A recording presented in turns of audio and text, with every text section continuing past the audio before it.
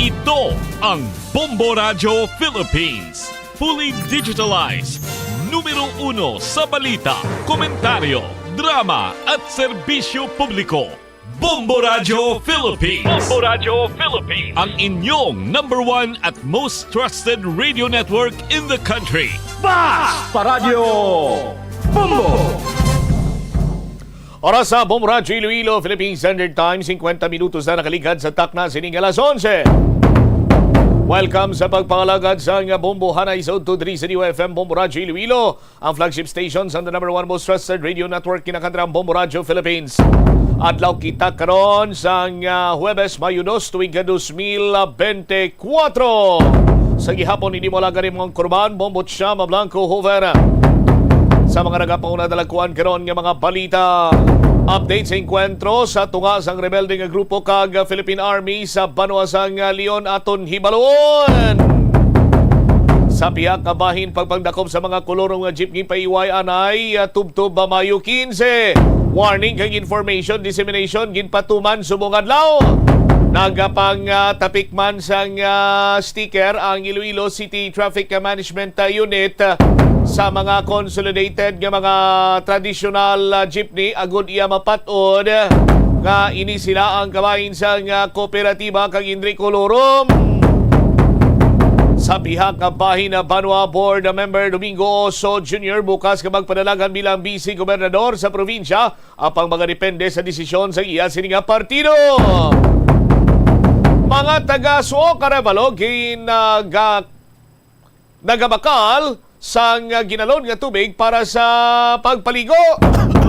Linya sang tubig pwede himuon na pahangin sa guma kay hangin ang nagagwa pagdunar sang tubig sa Flow Water Resources Iloilo Incorporated kag Bombo Radio Philippines Foundation Incorporated dako nga bulig para sa nasambit nga mga pumuluyo.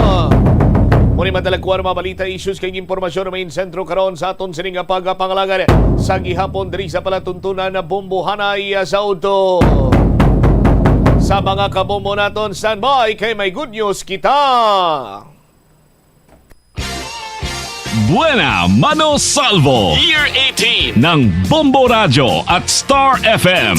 Narito na ang isang nanalo ng 500 pesos in cash at gift pack ngayong araw.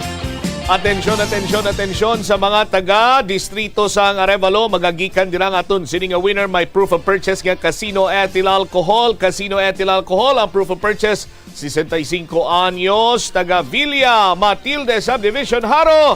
Congratulations, Josette Bravo! Josette Bravo! Ginlawang ikaw ni Bombo Cham, 53 minutos sa nakaligad sa tak ng alas 11. Mayara ikaw sa 24 oras sa pag-claim sa imo sining premyo. Sa liwat, Josette Bravo sa Villa Matilde Subdivision. Congratulations! Yan sining proof of purchase, Casino Ethyl Alcohol. 53 minutos na nakaligad sa takna sining alas 11 diri sa palatuntunan Bombo Hanay sa Udto. Padayon lang kamo sa paghulog sa inyo sining iyang mga entries sa nagapadayon man nga Buena Mano Salvo Year 18 promo. Standby kamo mga kabombo kay hibaloon naton sa din madugay kung sa diin kita iyang barangay magaprigayon sa ngaton sining barangay draw. Sa barangay draw naton ang premyo tag 1,000 ka pesos na pulo ang magadaog. Sa aton sining barangay draw lakip na sila diri Banwa. May mga pahampang man kita kung sa diin mga panagtag kita sang cash prizes. Sa studio draw kada adlaw Lunes tungtong Biyernes tatlo ang aton sining studio winners nga magadaog sang cash 500 pesos kag 500 pesos ka valor sang gift pack. Sa paglawag sang pangalan, may 24 oras ang aton sining winner sa pag-claim sa ila sining premyo. Gani was-was lang kamo dira sa paghulog sa inyo sining mga entries sa aton sining mga kabombok samtang nagahulog kamo sa entries dugangi pagid kay man nagahilapit na gilamang ang aton sining grand draw naton ang adlaw Sabado Mayo 25. Sa grand draw mayara kita sang mangin panibago nga katapo sa Bombo Radio Philippines Millionaires Club kayang nagahulat sining cash prize 1 million pesos. 50,000 pesos naman nga cash ang sigurado ng madaugan sa aton sining regional draw. Isa madaog sa Luzon, Visayas, Mindanao kag National Capital Region. Walang uuwing luhaan naman kay man sa 24 ka mga areas nga may Bombo Radio kag Star FM stations. May guaranteed na prize man nga 15,000 pesos sa first prize, 10,000 pesos sa second prize kag 5,000 pesos sa third prize. Ganyan pang ginaulat mo, magpasakop na sa Buena Mano Salvo Year 18 na promo. Tama nga simple gid lamang magpasakop mo, tipon ka lang sa mga proof of purchase. Now, ang mga proof of purchase, amo iya ang mga masunod. Casino Ethyl Alcohol, 99.9 germs matay. Alaga ang kamay. Isa ka cup silo konselyo o kung labels ang Casino Alcohol in any size or variant, isa na ka-entry. Casino Ethyl Alcohol, kinanglan naton inisa pang adlaw-adlaw para iya ma-disinfect ang aton sininga kamot para nga likaw kita sa germs nga nagatuga sa nga balatian. Orokan, maayos ang buhay mo, isa ka product sticker kun kupon nga may Bombo promo title sarang na nga maging proof of purchase. Silver Swan, tamang timpla, isa ka empty stand-up pouch o kung paper label at least 3/4 ang size sa Silver Swan soy sauce o kung sukang puti. Amo ni ang nagakompleto sa aton sini nga mga lulutuon. Amo ni ang nagakompleto kag nagahatag sang saboroso sini iyang sabor sa aton iyang sudan. Ting nagapaminsar pa naman ko sa buong Bombo Krisilugo nga mga sudan ko sa sinugbang boneless nga bangros. May talabada yon. Sus Maria kagusip sausaw mo na sa sa Silver Swan soy sauce nga may yara sang sukang puti, mao kampiyon na ina. Kulob naman ang tinigang sila. Our Florete Pawn Shop and Jewelry, your Diamond and Pearl House, naghilapit tingin lamang ang sira klase kung luyang ni mong hatagan sang remembrance para sa iya sining achievement, sarang ikaw nga makabakal sang alahas, o kung mag-prend naman sang alahas, o kung magbakal sang rilo, makaisa ka gatos ka pesos ka nga transaksyon sa Our Florete Pawn Shop and Jewelry, may isa na ikaw kakupon nga kung sa din mag-atag sa imo sang chance nga magdaog sang cash prizes. Surf powder, surf liquid o kung surf fabcon, singling pero di mamahalin, isa ka empty sachet sang 65 grams cherry fresh ukon empty pouch 64 ml liquid rose fresh ukon empty sachet sang 25 ml fabcon blossom fresh. Kung matipon mo na ina anong obrahon mo o standby ka dira kay pagbalik ta istoryahan naton ini karon kung paano ikaw makahimo sa imo sini nga entry. Ang detalye sa mga nagapaw na dalakuan nga mga balita inyo bantayan sa mga nga pagpalayag sa Bombo Anay sa unto pagkatapos ang Bombo Network News. Kadungan sang pagtigulang, nagataas man ang risgo sang vitamin deficiencies nga nagatugas sang physical kag emotional changes. Santo sa isa ka scientific study, ang B vitamins ang importante agod nga mag-function ang body cells nga nagabulig sa metabolism, paghimo sang bago nga blood cells kag nagabulig sa pag-maintain sang healthy skin cells, brain cells kag body tissues. Magluwa sa supplements, lakip sa mga pagkaon nga bastante sa vitamins sa moang karne, whole grains, prutas, gatas, cheese kag mga ulutanon. Mga kabombo nga motorista, yari ang mga pamaagi agud makatipid ka sa gatong. Ipasiguro nga yara permi sa maayong nga kondisyon ang imo salakyan. Check yara ang imo nga goma kag siguraduha nga yara sa husto nga tire pressure. Likawan nga naka-idle ang makina sang imo salakyan bangod nagakonsumo ini sang gatong. Buksi ang bintana sang imo salakyan kag magamit lamang sang aircon kung kinahanglan. Kag pakamaayuha nga mag-commute na lang o kung maglakat-lakat kung malapit man lang ang imo kadtuan. Likawan ang aggressive driving kag padalaga na ang imo salakyan sa husto lamang nga kadasigon. Paano ipabilin nga matino at Ito ang Bombo Radio Philippines. Fully digitalized. Numero 1 sa balita, komentaryo, drama at serbisyo publiko. Bombo Radio Philippines. Bombo Radio Philippines. Ang inyong number 1 at most trusted radio network in the country. sa radyo Bombo! This is Bombo Network News Noontime Edition, broadcasting live at Bombo Radio Broadcast Center, Makati City, Philippines. Araw ngayon ng Webes, ikalawa sa buwan ng Mayo taong 2024. At ngayon sa ating mga headlines, etong mga bumugbog sa aktor na si Vong Navarro hinatulan ng habang buhay na pagkakabilanggo. Mga miyembro naman ng Piston itinuloy ang pasada kahit tapos na ang deadline ng consolidation. Ang Department of Justice naman muling nanawagan kay Pastor Apollo Kibuloy na harapin ito ang kanyang patong-patong na kaso. Kaukulang plano naman para sa pagbabalik sa dating school calendar inilatag na ng Department of Education. Mahigit 40 Pilipinong seafarer lula na ng foreign vessel abay ligtas matapos nga ang missile attack habang naglalayag sa may bahagi ng Red Sea ayon sa Department of Migrant Workers. Sa international news naman, ang Ukraine ikinabahala ang pag-usad ng Russia sa kanilang teritoryo. Sa ating balitang pampalakasan, NBA update pa rin mga kabombot ka Star Nation, ang Boston Celtics abay wagi kontra Miami Heat. At live nationwide via satellite, dumako na tayo sa detalye ng ating mga nagbabagang balita. Mga kabombo at Star Nation, hinatulan na ng Taguig Regional Trial Court ng habang buhay na pagkakabilanggo ang nasa likod ng pambubugbog sa actor at TV host na si Vong Navarro noong January 2014. Kabilang sa mga lumitaw na guilty sa kasong serious illegal detention for ransom ang model na si Denise Cornejo at negosyanteng si Cedric Lee at maging si Ferdinand Guerrero at Zymer Raz. Agad na rin kinansila ang bail bond ng mga akusado at inaresto na sila matapos basahan ng naturang hatol. Habang inisyuhan naman ng warrant of arrest ang hindi nagpakilalang sina Lee at Guerrero para yan sa agad na ikadarakip nito.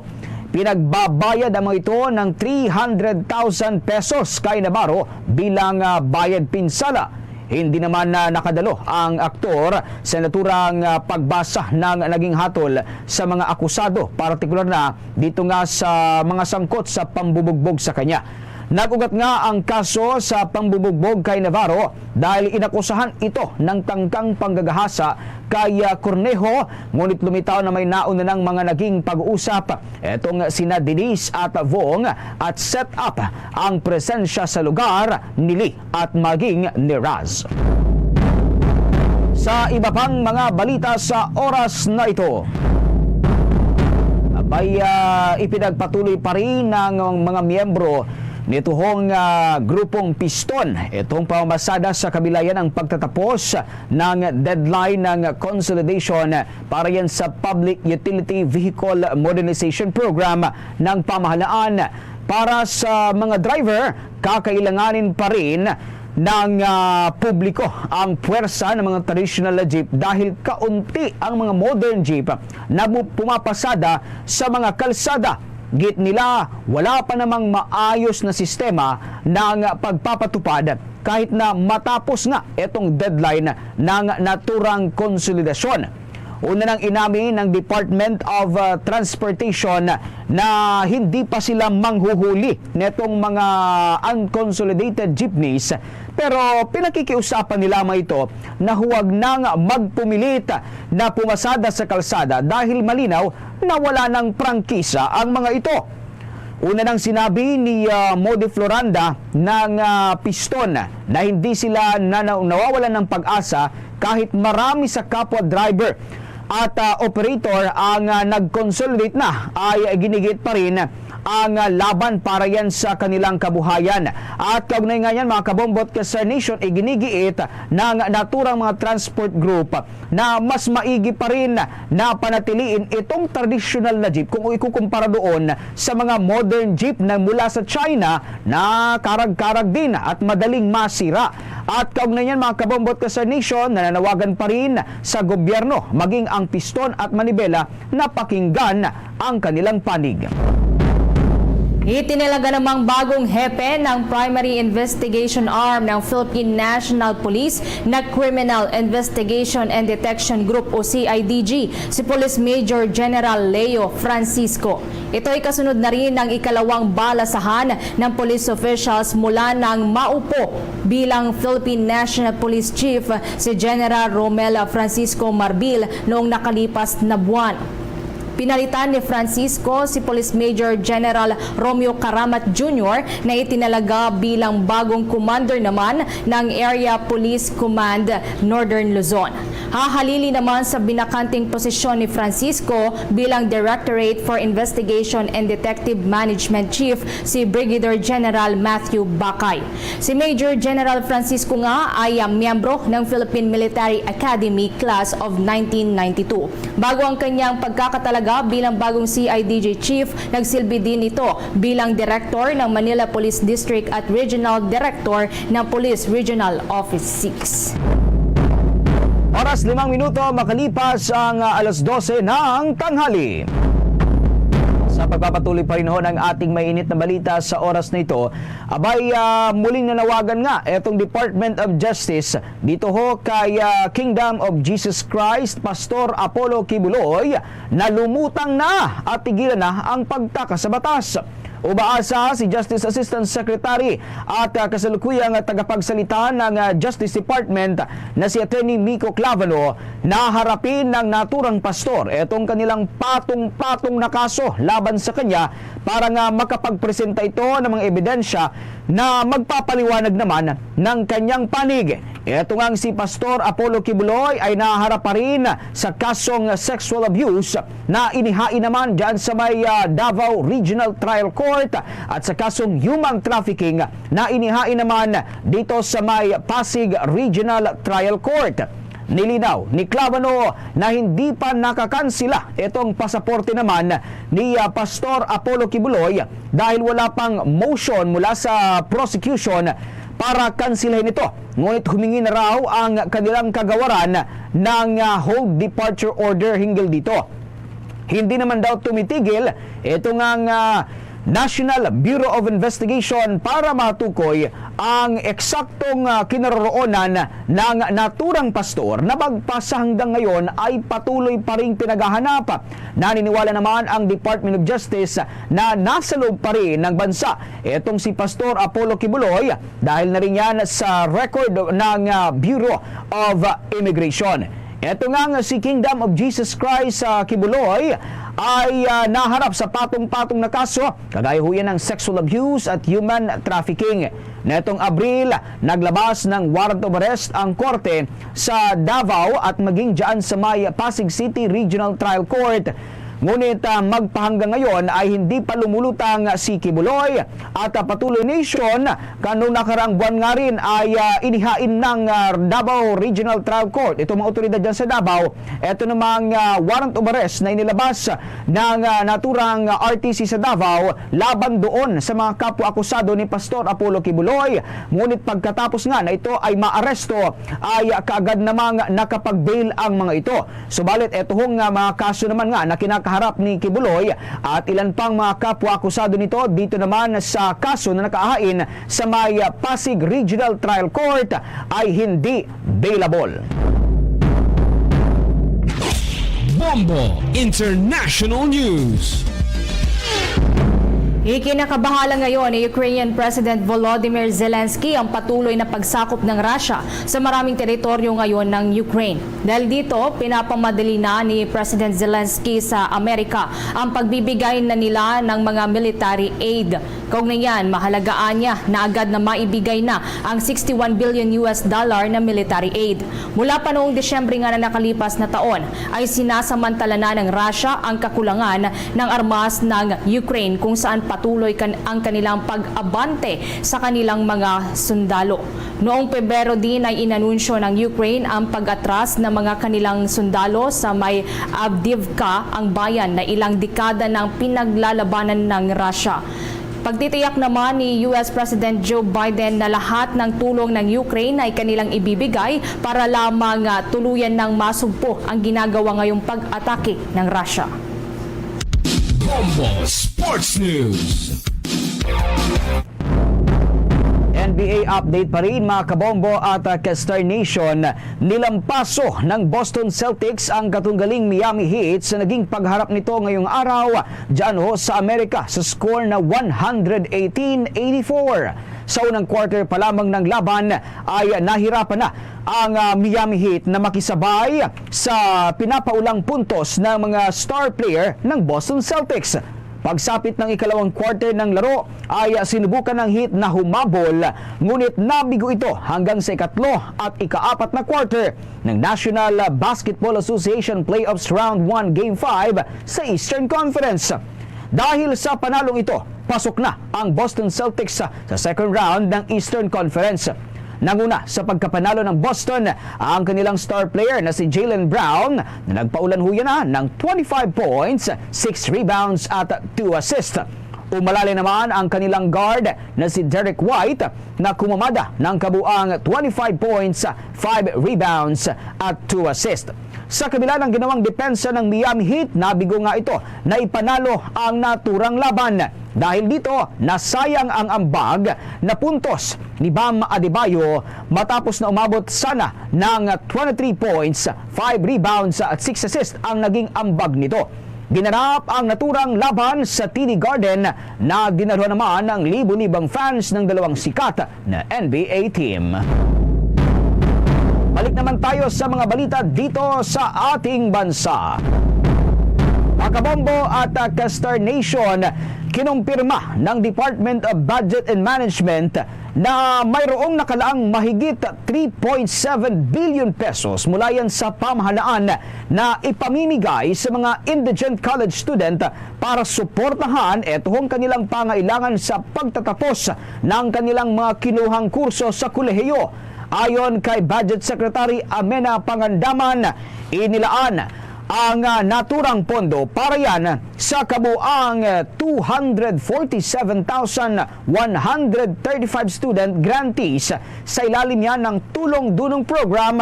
Bahagi pa rin yan ng Universal Access to Quality Tertiary Education Subsidy ng Commission on Higher Education. Kabilang sa mga estudyanteng benepisyaryo ng naturang mga programa ang mga naka-enroll sa mga kinikilala ng CHED na Public at Private Higher Education Institution para matustusan itong kanilang pangailangang pinansyal sa second semester ng academic year 2023-2024 at unang semestre naman para sa academic year 2024-2025. Sinabi ng kalihim na malaking tulong ang naturang scholarship program para yan sa mga estudyante, lalo na dahil ang mga ito ay may mga kinakaharap na suliraning pangpinansyal o hindi nga ma-afford itong matrikula sa kolehiyo. Una rito, inaprobahan ng kalihim ang release ng Special Allotment Release Order noong Abril 15 ng kasalukuyang taon. Samantala, naglaan din ang pamahalaan ng aabot huya na sa 27.2 billion pesos para yan sa free higher education program na naglalayong sagutin eto ngang mga tuition at iba pang mga school fees sa mga scholars sa state, universities and colleges at Commission on Higher Education recognized local universities and colleges. Samantala, ligtas ang lahat ng 42 na Pilipinong seafarers na lulan ng foreign vessels matapos ngang ang missile attacks habang naglalayag ang mga ito sa may Red Sea. Ito ang kinumpirma ni Department of Migrant Workers Secretary Hans Leo Kakdak sa isang pulong balitaan. Anya, nasa 6 na foreign vessels ang inatake habang naglalayag doon sa may Red Sea at Gulf of Aden simula pa noong Abril 25 ng kasalukuyang taon, kung saan 3 mula sa 6 na barko ay mayroong nakasampang Pilipinong seafarers na papunta na sa kanila namang mga destinasyon. Iniulat din ng opisyal na minor damage lamang ang natamo sa nasabing mga barko. Kaugnay niyan, narito pa ang karagdagang detalye mula kay Migrant Workers Secretary Hans Leo Kakdak. The MSC Darwin has 18 Philippine crew on board missile attack in Red Sea, but the missile did not hit the ship. So the crew are safe and are currently en route to their destination. Of course, I will not disclose the details for security reasons. There is the container ship MSC Orion. Drone attack in the Indian Ocean. No damage to the ship na tamaan, but very minor damage to the ship and drone. And we're continuously praying, we're continuously meeting with the social part. Samantala, umapila din si Secretary Kakdak sa mga may-ari ng foreign vessels na i-divert ang kanilang paglalayag at wag nang dumaan sa Red Sea at Gulf of Aden para sa kaligtasan na rin ng mga seafarer. Kapag hindi naman anya maiwasan talaga na dumaan sa Red Sea o Gulf of Aden na idineklara bilang warlike zones, nais ng Department of Migrant Workers na payagan ng mga Pilipinong seafarers na wag nang isama ang mga ito sa partikular na ruta ng kanilang paglalayag. Bunsod nga ng kasalukuyang sitwasyon kasi sa naturang mga karagatan, lumikha ang Department of Migrant Workers ng isang mekanismo para ma-exercise ng mga Pilipinong seafarer ang kanilang karapatan na tumangging maglayag sa mga high-risk at warlike area. Sa kasalukuyan, nasa 25 na Pilipinong seafarers pa lamang ang tumanggi na maglayag sa naturang mga lugar. Oras 16 na minuto makalipas ang alas 12 ng katanghalian. Abay umabot sa all-time high itong na-deploy na seafarers noong nakalipas na taon. Ayon yan sa datos na inilabas ni Department of Migrant Workers Secretary Hans Leo Kakdak.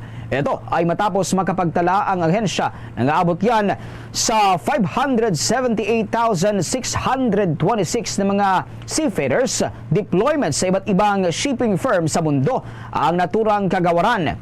Ito ay mas mataas sa pre-pandemic na all-time high na 507,000. Isa ho sa mga tinutulong dahilan ng kalihim ay ang pagbabalik nga nitong mga consumer sa iba't ibang markets kagaya ng mga mall at grocery stores. Dahil dito ay tumaas ang global commerce kaya mas dumami ang mga shipping activities.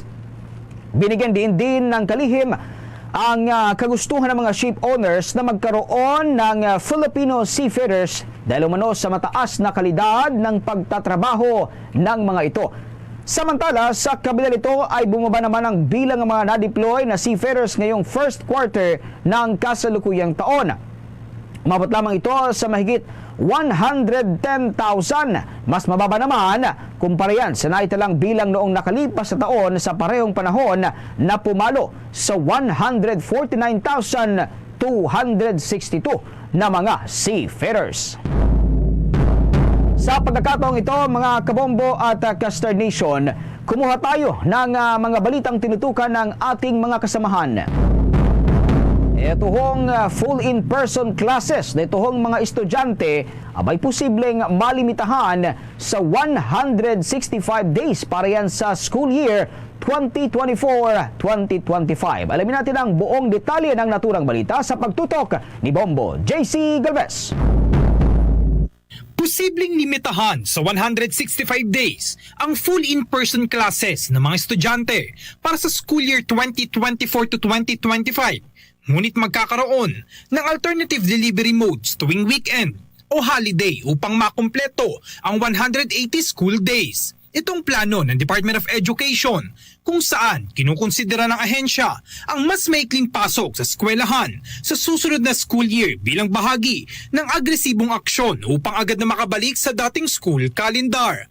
Sa ikinasang pagdinig ng Senate Committee on Basic Education, sinabi ni Education Assistant Secretary Francis Bringas na itong pinaka-agresibo nilang panukala para maibalik na ang summer vacation ng Abril at Mayo. Gayunpaman, aminado si Bringas na may mga dapat kompromiso para sa agarang pagbabalik sa school calendar na magsisimula ng Hunyo at magtatapos ng Marso.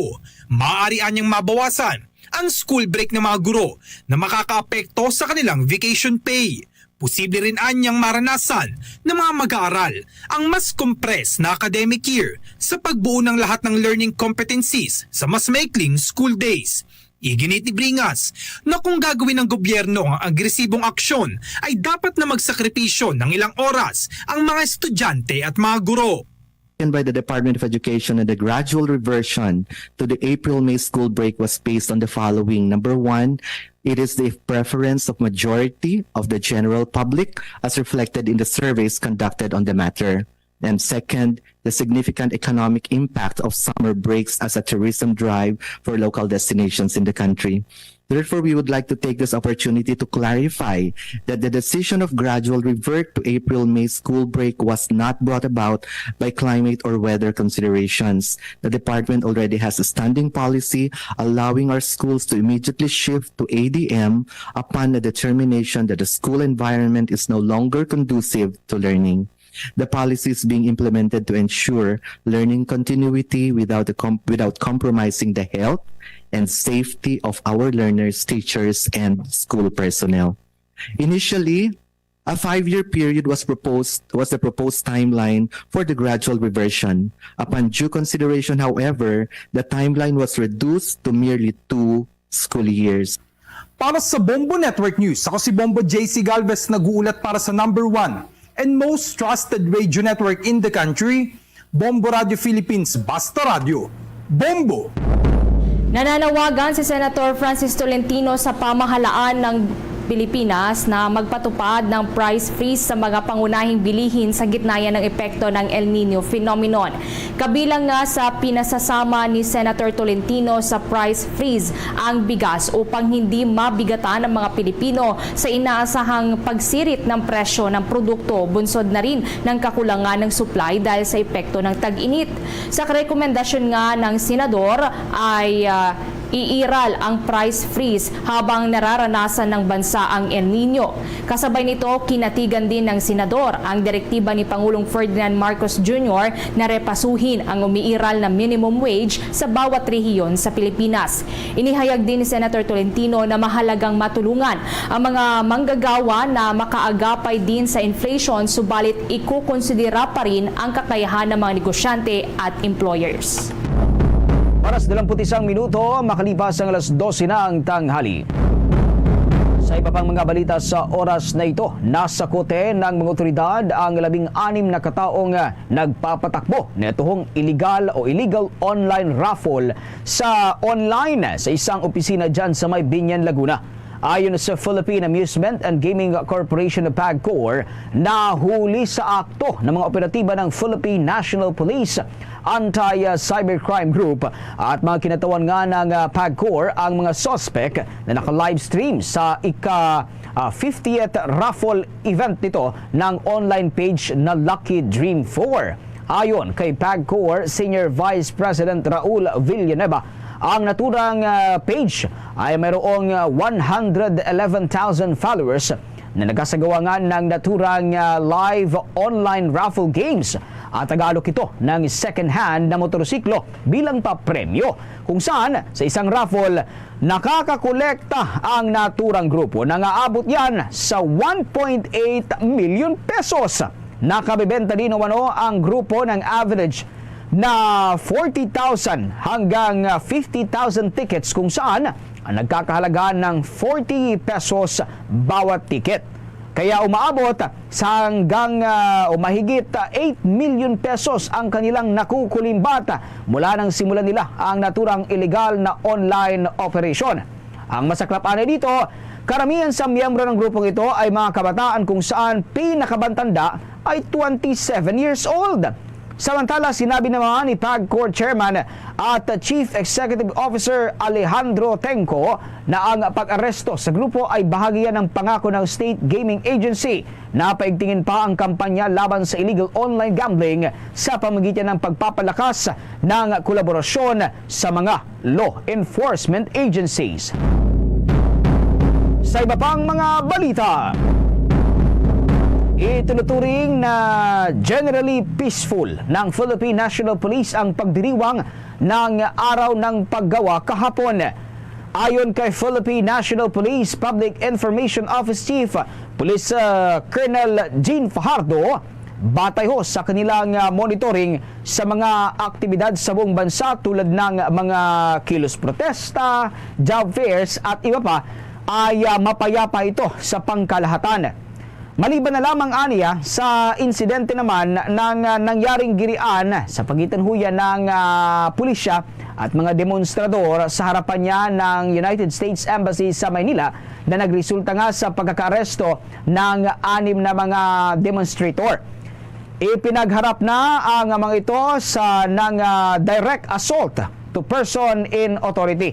Paliwanag ni Fajardo, isolated case lamang ito at agad namang napanumbalik ng pulisya ang kapayapaan sa naturang lugar matapos nga ang naturang girian sa pagitan ng dalawang kampo. Batay sa datos, umabot sa humigit kumulang 1,000 na manggagawa at mga militante ang nagsagawa ng pagkilos sa protesta, partikular na dyan sa may bahagi ng Welcome Rotonda, Raha Sulaiman at Liwasang Bonifacio at sa Quirino Grandstand. Bagamat tapos na ang naturang event, nakaantabay pa rin umano sila sa ibang maaktibidad ngayong araw, lalo na sa mga bumabiyahe para yan sa short break kahapon.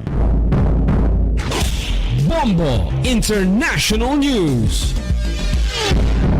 Inaresto ang daan-daang protester sa iba't ibang university campuses sa Amerika sa nakalipas na 24 oras. Sa New York, aabot sa 300 protesters ang inaresto sa magdamag sa Columbia University at City College of New York, habang ilang dosena naman na mga nagpoprotestang estudyante ang inaresto sa University of Wisconsin, Madison, kasabay ng pagkilos ng law enforcement na kalasin ang encampment sa loob ng mga campus. Sa Los Angeles naman, may naitang 15 katao na nasugatan at isang naospital doon sa University of California, Los Angeles. Matapos nga ang naganap na karahasan sa pagitan ng mga pro-Palestinian protesters at Israel supporters.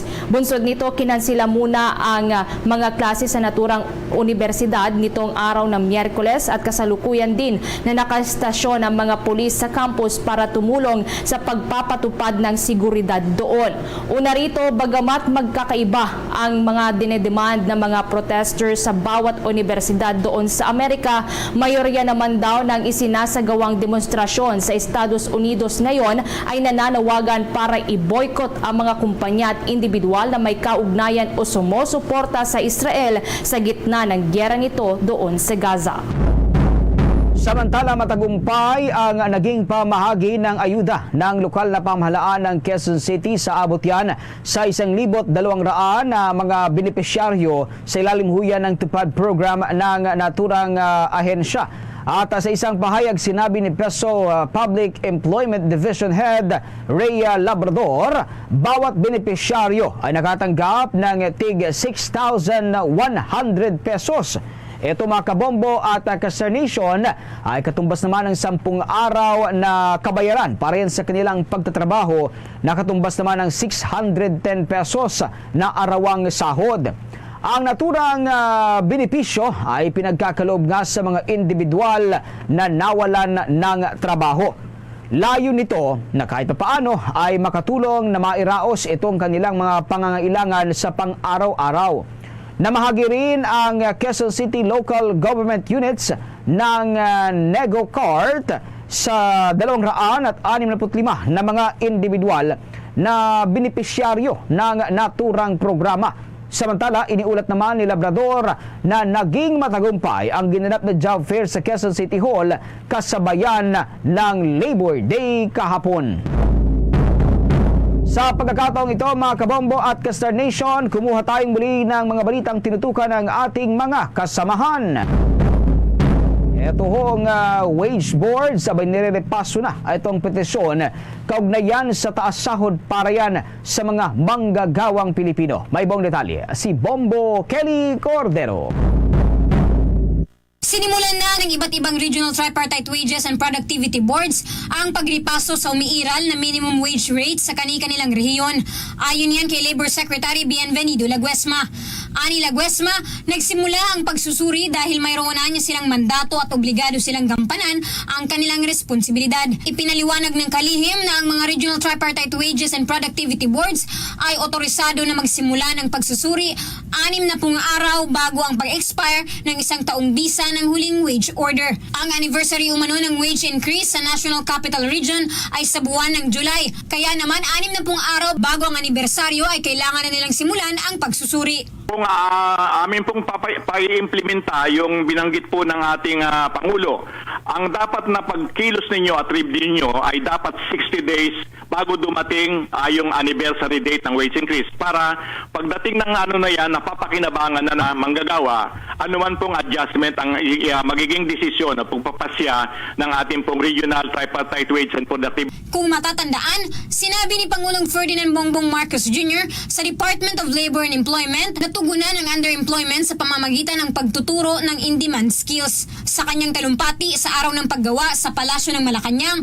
sinabi ni Marcos na magpapatuloy ang pamahalaan sa pagpapahusay sa mga manggagawa sa tulong ng pribadong sektor. Inutusan din ng Department of Migrant Workers ang DOLE na palakasin ang koordinasyon pagdating sa reintegration ng mga overseas Filipino workers sa oras na makabalik sila sa bansa.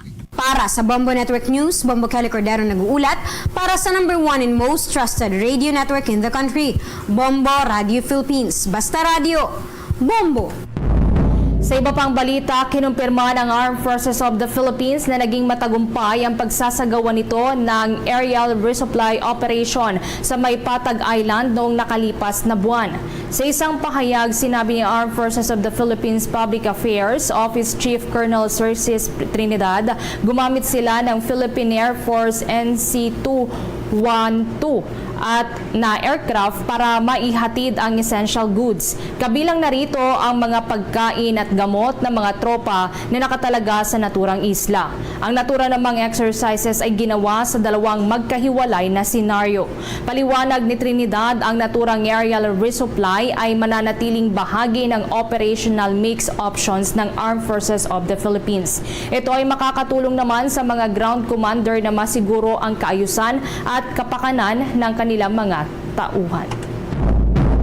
Samantala, patuloy pa rin itong pagpapatupad naman ng Department of Social Welfare and Development ng kanilang mga programa para matugunan itong nararanasang gutom sa bansa. Ginawa ng ahensya ang naturang pahayag ng naging pagtaas nga ng hunger rating sa Pilipinas sa unang bahagi pa lamang ng kasalukuyang taon. Ang naturang survey ay inilabas mismo ng social weather stations kamakailan. Sa isang pahayag, sinabi naman ni Department of Social Welfare and Development Assistant Secretary Irene Dumlao na malinaw na tungkulin ng gobyerno na tugunan itong ang kasalukuyang kinakaharap na gutom sa Pilipinas. Kinakailangan rin ani ito na tutukan ng buong ahensya ng pamahalaan sa pamamagitan niyan ng tinatawag na whole of government approach. Ipinaliwanag pa ng opisyal ang Enhanced Partnership Against Hunger and Poverty Program. Layunin aniya nito na maabot ito ang target na zero hunger at maging ang masolusyonan itong food security ng buong bansa. Ang ahensya naman ay tumatayong pinulungan ng Interagency Task Force on Zero Hunger ng pamahalaan. Sa pagpapatuloy pa rin ng ating mga balita sa oras na ito, gumamit ang China Coast Guard sa kauna-unahang pagkakataon ng nakamamatay na high-pressure water cannon sa dalawang barko ng Pilipinas habang ito ay nagpapatrolya at nagsasagawa ng resupply mission para yan sa mga mangingisdang Pilipino na nangingisda dyan sa may bahagi ng Panatag Shoal. Ayon kay Philippine Coast Guard spokesperson for the West Philippine Sea, Commodore J. Tariela, gumamit ang China Coast Guard ng jet stream pressure sa pagbomba nga ng water cannon na sobrang napakalakas na sumira nga sa steel railing at nayupi ang frame ng canopy sa barko ng Philippine Coast Guard at BRP Bagakay. Dahil din sa tindi ng naturang pressure ng tubig o itong water cannon ng China, nasira itong heating, ventilation at air conditioning, maging ang electrical navigation at radio system ng barko ng Bureau of Fisheries and Aquatic Resources na BRP Bancao. Sa kabutihang palad naman, walang mga Pilipino crew at mga mamamahayag na Pilipino at dayuhan na kasamang lulan nga ng mga barko ng Pilipinas ang nasugatan sa naturang agresibong pag-atake ng China Coast Guard noong nakalipas na Martes. Samantala, sinabi pa ni Commodore Tariela na hindi aniya nagdalawang isip ang China Coast Guard na gumamit ng brutal na puwersa sa paglabag sa international law. Bagamat hindi pa aniya ito may tuturing na armadong pag-atake dahil water cannon lamang ang ginamit ng naturang China Coast Guard. Matatandaan naman na una nang sinabi ni Pangulong Ferdinand Marcos Jr. na maaaring i-invoke ng Pilipinas ang Mutual Defense Treaty nito sa Pilipinas kapag napatay ang isang Filipino sailor o miyembro ng militar sa pinagtatalunang karagatan sa kabilang na riyan, ito nga bahagi ng West Philippine Sea. Sa ilalim ng Mutual Defense Treaty na nilagdaan noong taong 1951, nagkasunduho ang Pilipinas at ang Estados Unidos na sumaklolo sa isa't isa sakalimang magkaroon ng armadong pag-atake sa mga sasakyang pandagat ng mga tropa o sasakyang panghimpapawid ng Pilipinas sa nasabing mga karagatan. Epektibo na ngayon ang bagong working time ng mga manggagawa sa ilan pong tanggapan sa lungsod ng Maynila. Ito ang tinitingnang pilot area kasi para sa ganitong setup na maaari namang gayahin din sa iba pang mga lugar sa National Capital Region. Batay nga sa Executive Order No. 22 Series of 2024, ang pasok na dating alas 8 o alas 9 ng umaga ay magsisimula na alas 7 ng umaga at magtatapos ng alas 4 ng hapon. Ang Manila Health Department naman ay magpapairal ng nasabing schedule para sa 44 na health centers sa lungsod. Kaya ang mga may transaksyon para sa anumang health concern ay pinapayuhan na magparehistro ng mas maaga o bandang alas 6 ng umaga. Maging ang Parks Development Office ng syudad naman ay adjusted na rin ang schedule. Kaya ang mga bibisita naman sa Arocero sa Forest Park at ng Paraiso ng Batang Maynila ay magsisimula na ng alas 7 ng umaga hanggang alas 5 ng hapon. Layunin umano ng magkakaibang schedule ng pasok na maiwasan din ang malaking volume ng tao sa mga opisina. Isinasaalang-alang din umano ang mabigat na daloy ng trapiko, mainit na panahon at tamang distribusyon ng mga empleyado. Samantala, bigong makapasok ang mga universidad sa Pilipinas sa top 100 ng Times Higher Education 2024 Asian University Rankings. Ang naunguna kasing pamantasan ng bansa na Ateneo de Manila University ay nalaglag sa top 100 ranking. Mula sa dating ika-84 na pwesto, bumaba ito sa ika-401 hanggang 500 na bracket. Ayon sa kalalabas lamang na ranking ng Times Higher Education. Ito na, ang ikalawang taon ay tinanghal ang naturang universidad bilang nangungunang pamantasan sa bansa. Batay na rin yan sa ranking nito sa Asia University Rankings. Parehas namang nasa 501 hanggang 600 bracket ang University of the Philippines, maging ang De La Salle University. Habang ang Mapua University naman ay pumasok sa ika-601 na positive bracket. Samantala sa unang pagkakataon naman ay nakapasok sa rankings ang University of Santo Tomas kung saan napabilang ito sa 601 positive na bracket. Noong nakalipas na taon kasi ay reporter status lamang ang nakuha ng naturang universidad. Ang reporter status ay binibigay sa mga pamantasang nagbigay ng impormasyon sa Times Higher Education ngunit hindi pumasa sa kriteria para pumasok sa rankings. Ngayong taon, nakatanggap din ng reporter status ang 10 universidad sa bansa, kagaya ho ng Cebu Technological University, Tarlac Agricultural University at maging ang Visayas State University. Ang 2024 rankings ng London-based educational data company na Times Higher Education ay mula yan sa 739 universities mula sa 31 territories sa Asia. Ilan sa mga criteria ng organisasyon ay ang estilo ng pagtuturo, research, environment at international outlook. Dako pa rin tayo sa mga balita. Muling itataas mamayang hapon ang Luzon Grid. Itong yellow alert status dahil yan sa pagnipis ng naturang reserbang kuryente.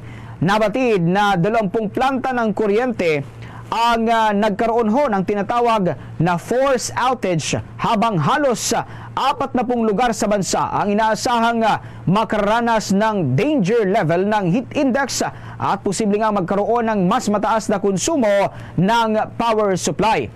Ilalagay ang Luzon grid sa yellow alert mamayang alas 3 ng hapon hanggang alas 4 ng hapon. Ang available peak capacity ngayon ay aabot yan sa 15,115 megawatts habang ang peak demand naman ay pumapalo sa 13,818 na megawatts. Sinasabing 4 na planta ang may force outage mula noong nakalipas na taon habang 3 sa pagitan ng buwan ng Enero hanggang buwan ng Marso ng kasalukuyang taon. At 13 naman mula noong Abril ng kasalukuyang taon, samantalang 1 ang nasa derated capacity. Ang yellow alert ay idinideklara kung ang operating margin ay hindi sapat para mapunan nga itong transmission grid contingency requirement. Samantala, tinataya naman na aabot sa 2 milyong piso hanggang 3 milyong piso ang halaga ng pinsala dulot ng pambobomba ng water cannon ng China Coast Guard sa Philippine Coast Guard vessel na BRP Bagakay. Ito ang inihayag ni Philippine Coast Guard Manila Acting Commander Commodore Arnaldo Lim sa media sa arrival ng BRP Bagakay sa May Cunanan Wharf. Inaasahan niya na ang gobyerno din ng Pilipinas ang sasagot sa pagkumpuni ng mga nasirang parte ng barko. Ibinahagi din ng opisyal na direktang tinamaan ang LED panel ng BRP Bagakay na ginagamit niya sa pag-welcome at pagbibigay din ng babala na hindi maaaring mangisda sa isang lugar. Nang bombahan nga ng matinding pressure ng water cannon ng China at lubos itong nasira. Sisimulan niya ng Coast Guard Commander Fleet ang pagkumpuni sa barko ng Philippine Coast Guard sa lalong madaling panahon. Sa kasalukuyan, nakadaong na ang BRP Bagakay sa may Pier 13 yan sa Manila South Harbor. Pa rin tayo ng mga balitang tinutukan ng ating mga kasamahan sapagkat ito hong Department of Migrant Workers abay planong tutukan itong upgraded skills ng mga overseas Filipino workers. Alamin natin ang buong detalye sa pag-ulat ni Bombo Joanna Martinez.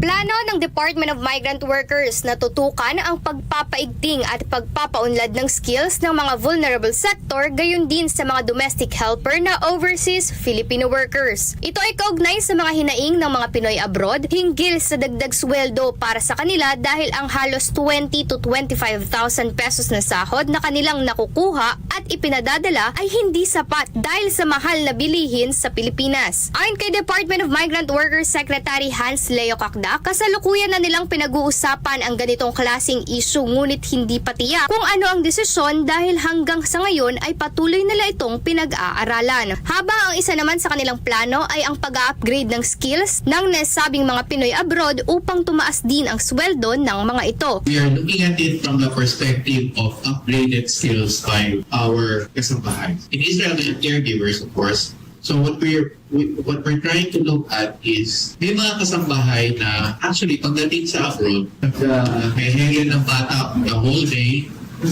pagising sa umaga hanggang sa matulog sa gabi. So what we're trying to study in the DFW is perhaps to upgrade them. If the demand of a particular household, for instance, but just the same, upgraded ang skills, upgraded ang terms and conditions, upgraded ang sweldo.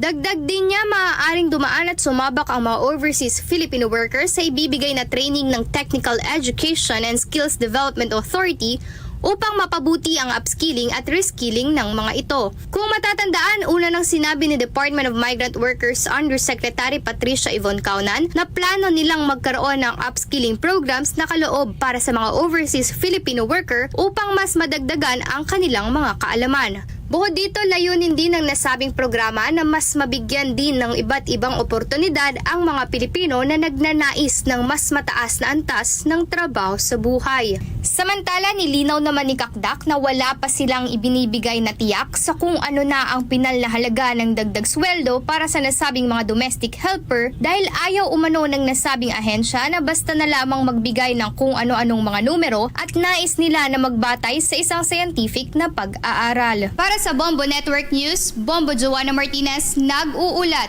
para sa number 1 and most trusted radio network in the country, Bombo Radio Philippines. Basta Radio, Bombo!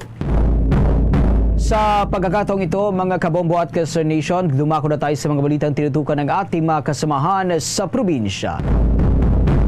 Itong Kapitolyo ng Cebu, abay tinanggi na nag-issue sila ng original proponent status sa mga mega infrastructure project na magdudugtong yan sa mga isla sa Visayas. May buong detalya ang Star FM Cebu. Mariing pinabulaanan ng Kapitolyo ang lumalabas na ulat na nag-issue ito ng Original Proponent Status o OPS hinggil sa isang mega infrastructure project na magdudugtong sa malalaking mga isla sa Visayas Region. Inihayag ni Cebu Governor Gwendolyn Garcia na ipinagtataka nito ang pagkakaroon ng ganitong anunsyo dahil hindi naman umano siya nagbigay ng anumang Original Proponent Status at kanyang binigyang diin na isang serious business ang magbigay ng ganito. Ayon kasi sa ulat, nilagdaanan ng HGNP Industrial at Visayas na Cebuly Interlink Holdings Corporation noong Abril 23 ang isang Memorandum of Understanding para sa 15 bilyong dolyar na mega infrastructure project na mag-uugnay sa 4 na isla sa Visayas, kabilang ang Negros, Cebu, Bohol at Leyte sa pamamagitan ng state-of-the-art bridges at expressways network. Pinagkalooban na umano ito ng Certificate of Acceptance upang isagawa ang proyekto sa ilalim ng isang public-private partnership framework. Gayunpaman, sinabi ni Garcia na sa katunayan ay hindi pa nakatanggap ng unsolicited proposal ang Economic Enterprise Council mula sa naturang grupo o magbigay man ng original proponent status. Hindi rin umano nakipag-ugnayan ng kumpanya sa Enterprise Economic Council ng Kapitolyo tulad ng iba pang pribadong mamumuhunan sa interesadong makipagsosyo sa lalawigan ng Cebu sa mga joint ventures. So I find this strange that they should come up with this kind of announcement with the present changes in Negros Oriental going on. And certainly Cebu, I have not given anyone OPS. We should have announced it. That's serious business to give OPS. Mula rito sa lungsod ng Cebu, Star DJ Sophie Ember nag-uulat para sa number 1 and most trusted radio network in the country, Bombo Radio Philippines. Basta Radio, Bombo! Samantala, presyo naman ng bawat drum ng tubig mula daw sa mga water delivery firms sa may summer capital of the Philippines na doble na. Seryoso daw na pagtitipid ng tubig iminumungkahi ngayon. Kaugnay niyan, kumuha tayo ng karagdagang detalye dyan mula sa pag-uulat ng Bombo Radio Baguio. Tumaas ngayon ng hanggang halos doble ang presyo ng bawat drum ng tubig mula sa mga water delivery firms sa summer capital of the Philippines dahil sa patuloy na kakulangan ng supply ng tubig dito dulot ng El Nino phenomenon. Base sa reklamo ng mga residente, mula sa dating 40 pesos bawat drum ay umaabot ngayon sa 60 pesos hanggang 100 pesos ang presyo ng bawat drum ng tubig, lalo na sa mga malalayo at matataas na lugar sa lungsod ng Baguio. Ayon naman sa ilang mga water delivery firms, hirap na rin kasi silang makakuha ng supply mula sa mga water sources dahil kumukunti na ang water level ng ilang water sources at tumataas pa ang demand nito. Una dito, inamin ng Baguio Water District na humina na ang pressure ng tubig mula sa kanilang deep wells at di na nila kayang supplyan ng regular ang mga lahat ng kanilang mga kliyente. Sinabi naman ni Mayor Benjamin Magalong na regular ang kanilang ugnayan sa Baguio Water District para maayos ang supply at mapangasiwaan ng maayos ang pamamahagi ng tubig sa mga residente. Nagbabala naman ito sa mga negosyante ng tubig na huwag samantalahin ang nararanasang epekto ng El Nino phenomenon. Kaugnay nito, kinausap ng alkalde ang mga establishmento tulad ng car wash shop, hotel at accommodation establishments na tumulong sa pagtitipid sa paggamit ng tubig. Ayon sa opisyal, kailangang seryosohin ng mga residente at establishmento ang pagtitipid ng tubig.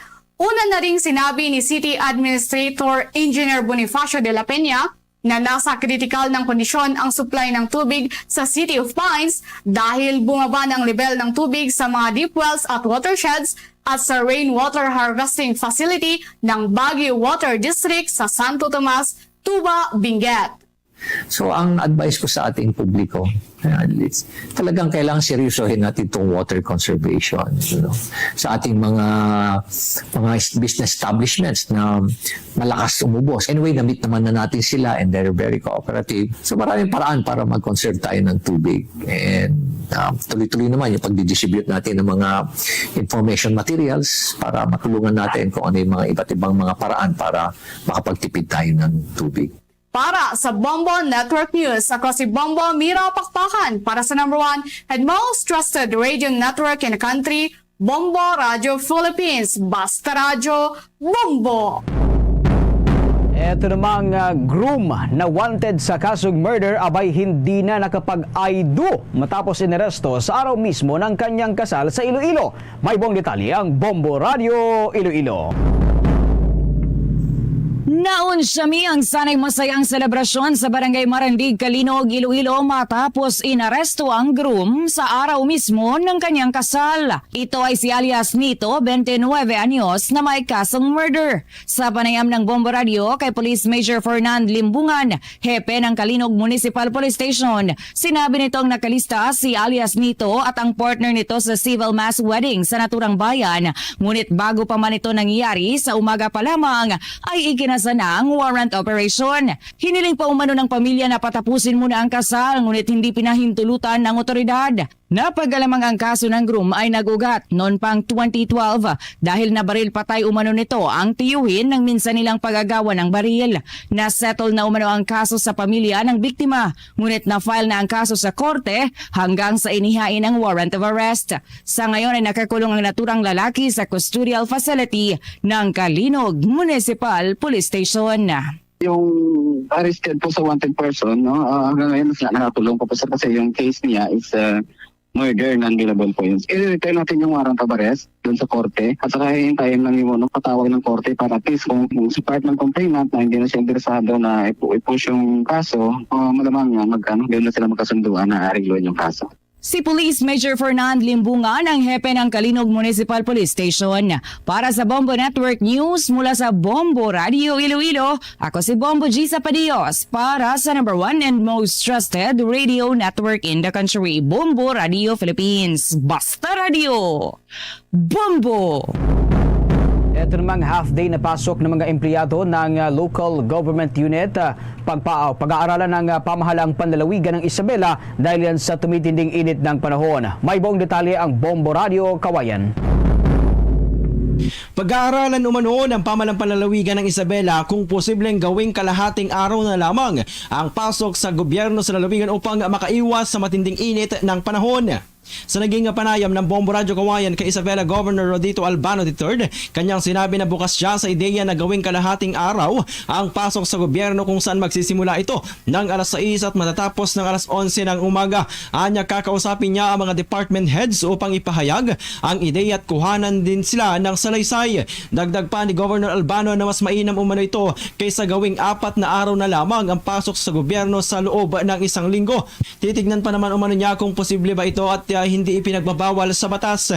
Yung 4-day week trabaho na ginagawa ng mga ibang mga probinsya, kakausapin ko si Noel kung paano yan, kung paano gagawin natin yan. Mas maganda yata yung half day kaysa doon sa 4-day week na maganda yung half day, umpisa na mga alas 6, tapos mga alas 11, uwi na sila. Yan ang ulat mula rito sa Bombo Radio Kawayan para sa Bombo Network News. Ako si Bombo Jason Feli na nagulat para sa number 1 and most trusted radio network in the country, Bombo Radio Philippines. Basta Radio, Bombo! Bombo International News. Si dating US President Donald Trump nangunguna ngayon sa isang survey kontra kay President Joe Biden. Kaugnay niyan may pag-uulat pang Star FM Bacolod. Lumalabas sa isang poll na 55% ng mga Amerikano ang tinitingnan ang termino ni Trump noon na isang tagumpay kumpara kay President Joe Biden na nasa 39% lamang. Ang resultang iyon ay sumailalim sa pagbabago ng mga pananaw sa pagkapulong ni Trump mula noong siya ay umalis sa opisina. Nagpapakita ang poll na ito na walang improvement para kay President Joe Biden sa head-to-head match-up mula noong nakaraang survey noong Enero. Ihatid naman ni President Joe Biden ang kanyang State of Union Address noong unang bahagi ng Marso ay nagpakota sa kanya na pinaliit ang kalamangan ni Trump at sa halos 6 na buwan bago ang araw ng halalan, maraming pinagmulan ng kawalan ng katiyakan ang nananatili. Samantala, ang nagsisilbi bilang 2016 campaign press secretary ni Donald Trump na si Hope Hicks, kung hinahawakan ng maraming tungkulin sa senior level sa White House, ay inaasahan tumistigo sa kay Trump sa Manhattan hush money trial. Sa panayam ng Star FM Bacolod kay Winston Sario, isang Filipino migrant sa US, ibinahagi niya na ang mga kaso ni Trump ay patuloy na nililitis ang handling of documents at ang issue sa mga abogado. Ito sa yung handling ng documents, wala silang proof para patunayan. So yun ang kaya i-dismiss na. Yung sa New York naman, nagkaroon ng relationship yung sa abogado ng kabila, sa isang abogado rin kaya nagkaroon ng technicalities sa kaso niya. At yan ang balita mula dito sa 95.9 Star FM Bacolod para sa Bombo Network News. Star DJ Asher nag-uulat para sa number 1 and most trusted radio network in the country, Bombo Radio Philippines. Basta Radio, Bombo! Kabombo at Kastra Nation, bago itong ating Orasyo Imperata, nais namin muna kayong imbitahang muli. Nabaliban nga sa Bombo News Center na matatagpuan dito sa Makati City, maaari rin po ninyong matunghayan itong ating 31 fully digitalized AM at FM station saan manghong panig ng bansa. At para nga sa mga karagdagang mga balita at maging sa mga mahalagang impormasyon, ugaliin ring tumutok sa mga social media ng ating mga istasyon.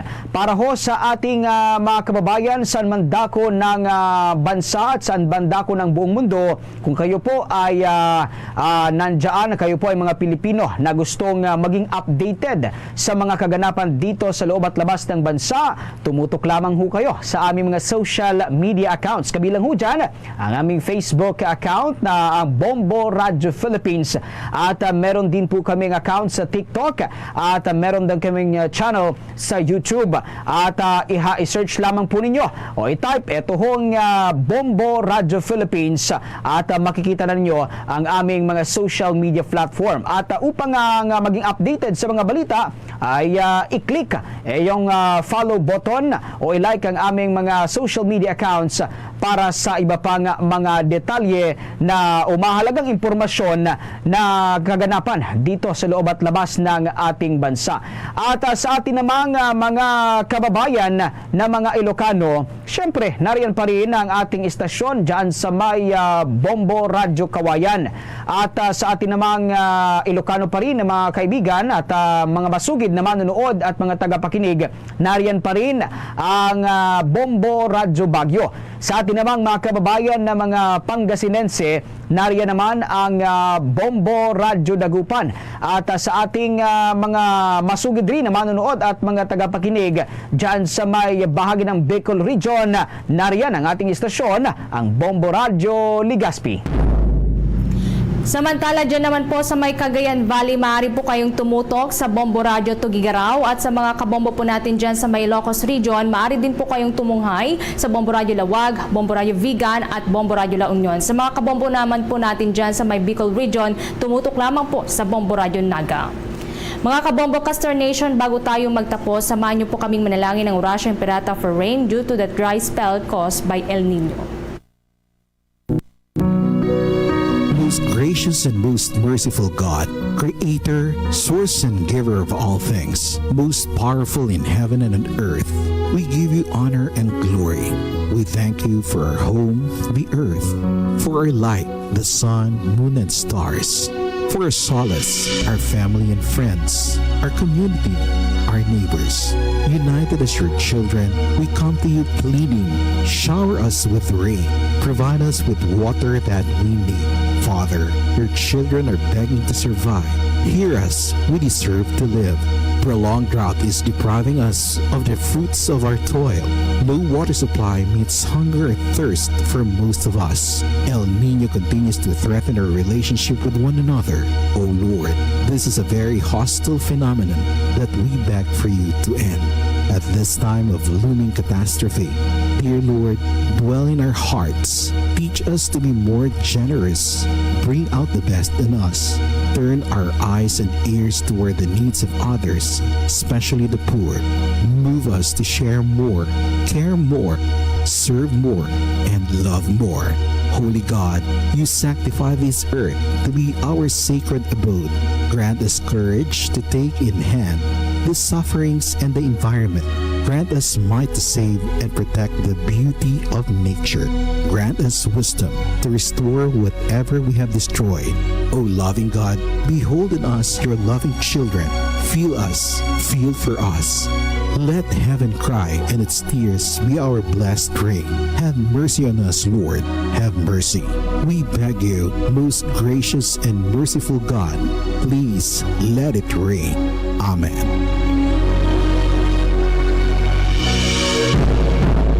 Luzon, Visayas, Mindanao at sa buong mundo, yan ang kabuuan ng ating mga balita para sa pangtanghaling edisyon ng Bombo Network News. Dito sa Bombo News Center para sa number 1 and most trusted radio network in the country, Bombo Radio Philippines. Basta Radio, Bombo! Sa Bombo Radio Iloilo, Philippine Standard Time, impunto launa na sa hapon, balik na diri sa pagpangalagad sa Bombo Aray sa Uto. Sa gyapon ka po ni mo, Bombo Chama Blanco Hover.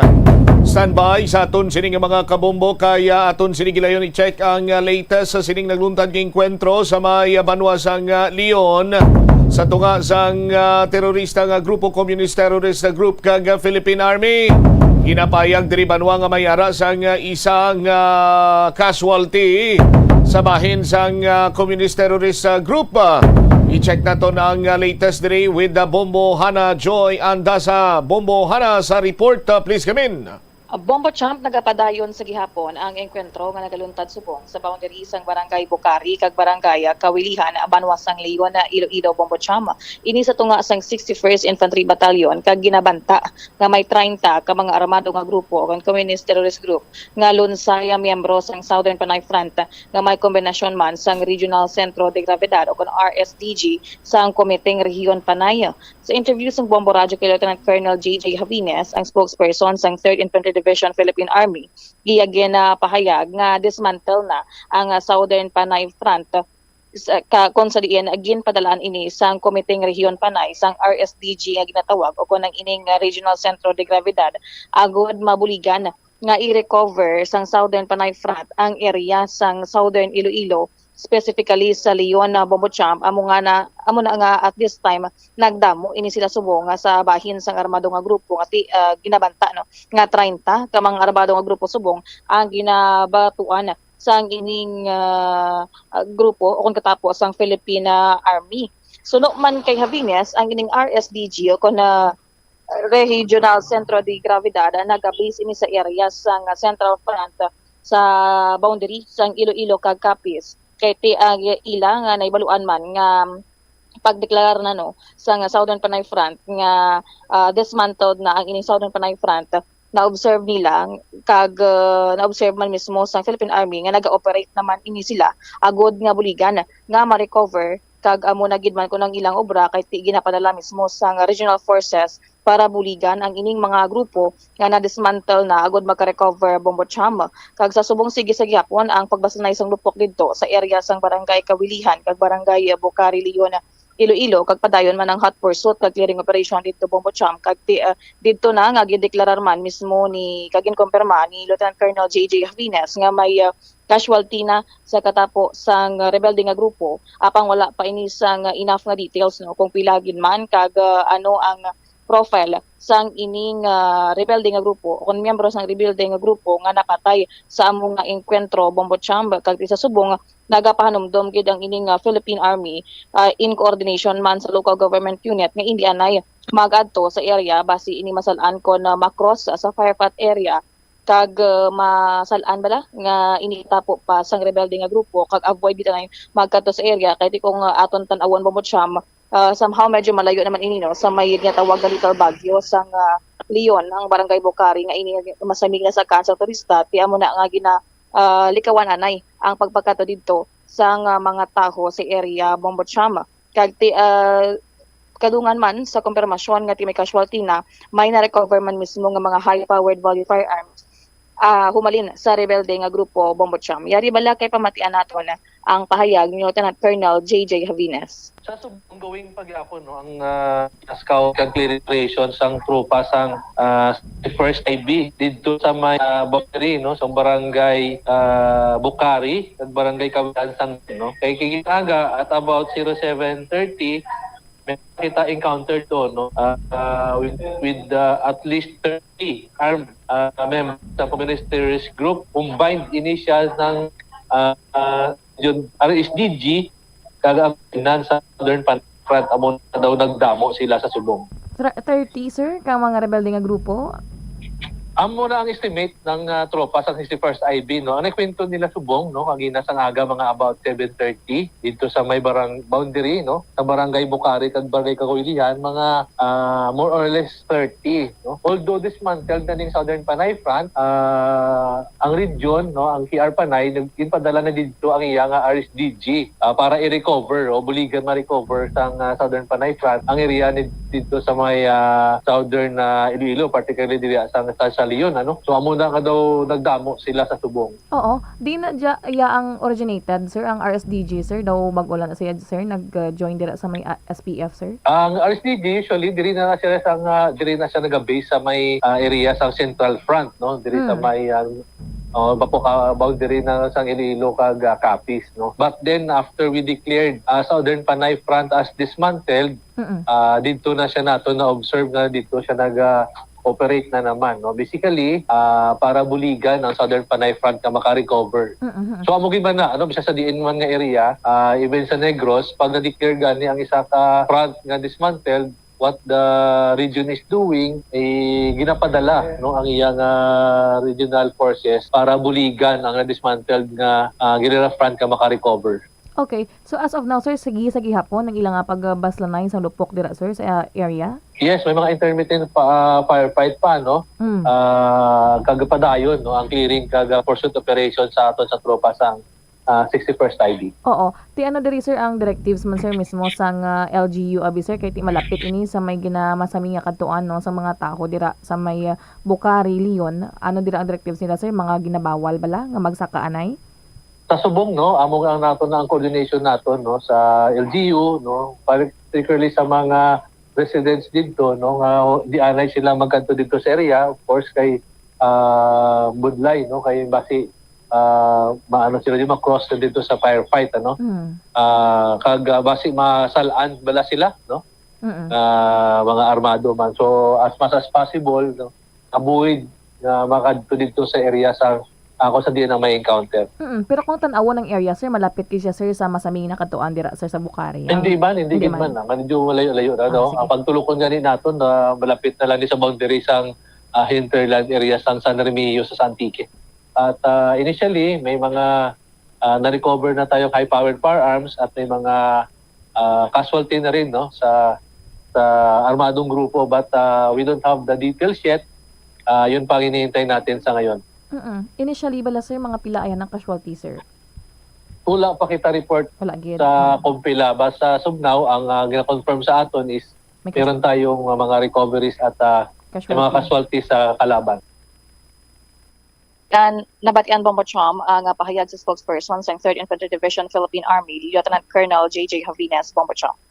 All right. So far muna kag may ara pa sang pagbayloan ay pasang lutang sa sining mga tinunbot siningon ngati ang estimated sining 30 ka mga miyembro sang communist terrorist group why nagalayo bumbuhan kiti gina pa hindi may siling gina sa aga kundi sini man lang ning mga last Webe Media last Jess naggaluntad ining enkwentro pero hasta subong kuno may ara pa sang bayloan ay sang lutang sa area mismo bumbuhan. Sa Bombo Cham kay ti 3 to 5 hours na gani ang ining man na pagbasal na nila sang lupok no dira sa area sang barangay Kawilihan kag barangay Bukari ngati as of now sige sa gihapon ang ilang hot pursuit na dira sa mismo nga area sang nalutadan sang infantry tunga subong sang 61st Infantry Battalion ka Southern Panay Front nga combined with RSDG nga ginatawag Bombo Cham. All right. Ini si Bombo Hana Joy Mendoza Andasa para sa number 1 and most trusted radio network in the country, Bombo Radio Philippines. Basta Radio, Bombo. Salamat gid bombohana anda sa imo sini ang follow-up report pabati tabala sa aton sini nga mga kabumbo kag ipakita ta sa Facebook Live ang video no sang isa naton ka kabumbo nga ginpadala diri sa aton nagkuraphaw mga manok pero mabatian sa gyapon ang pag-inarak-arak sang lupok sa nasambit sini karon iya nga area sa aton sini nga mga kabumbo.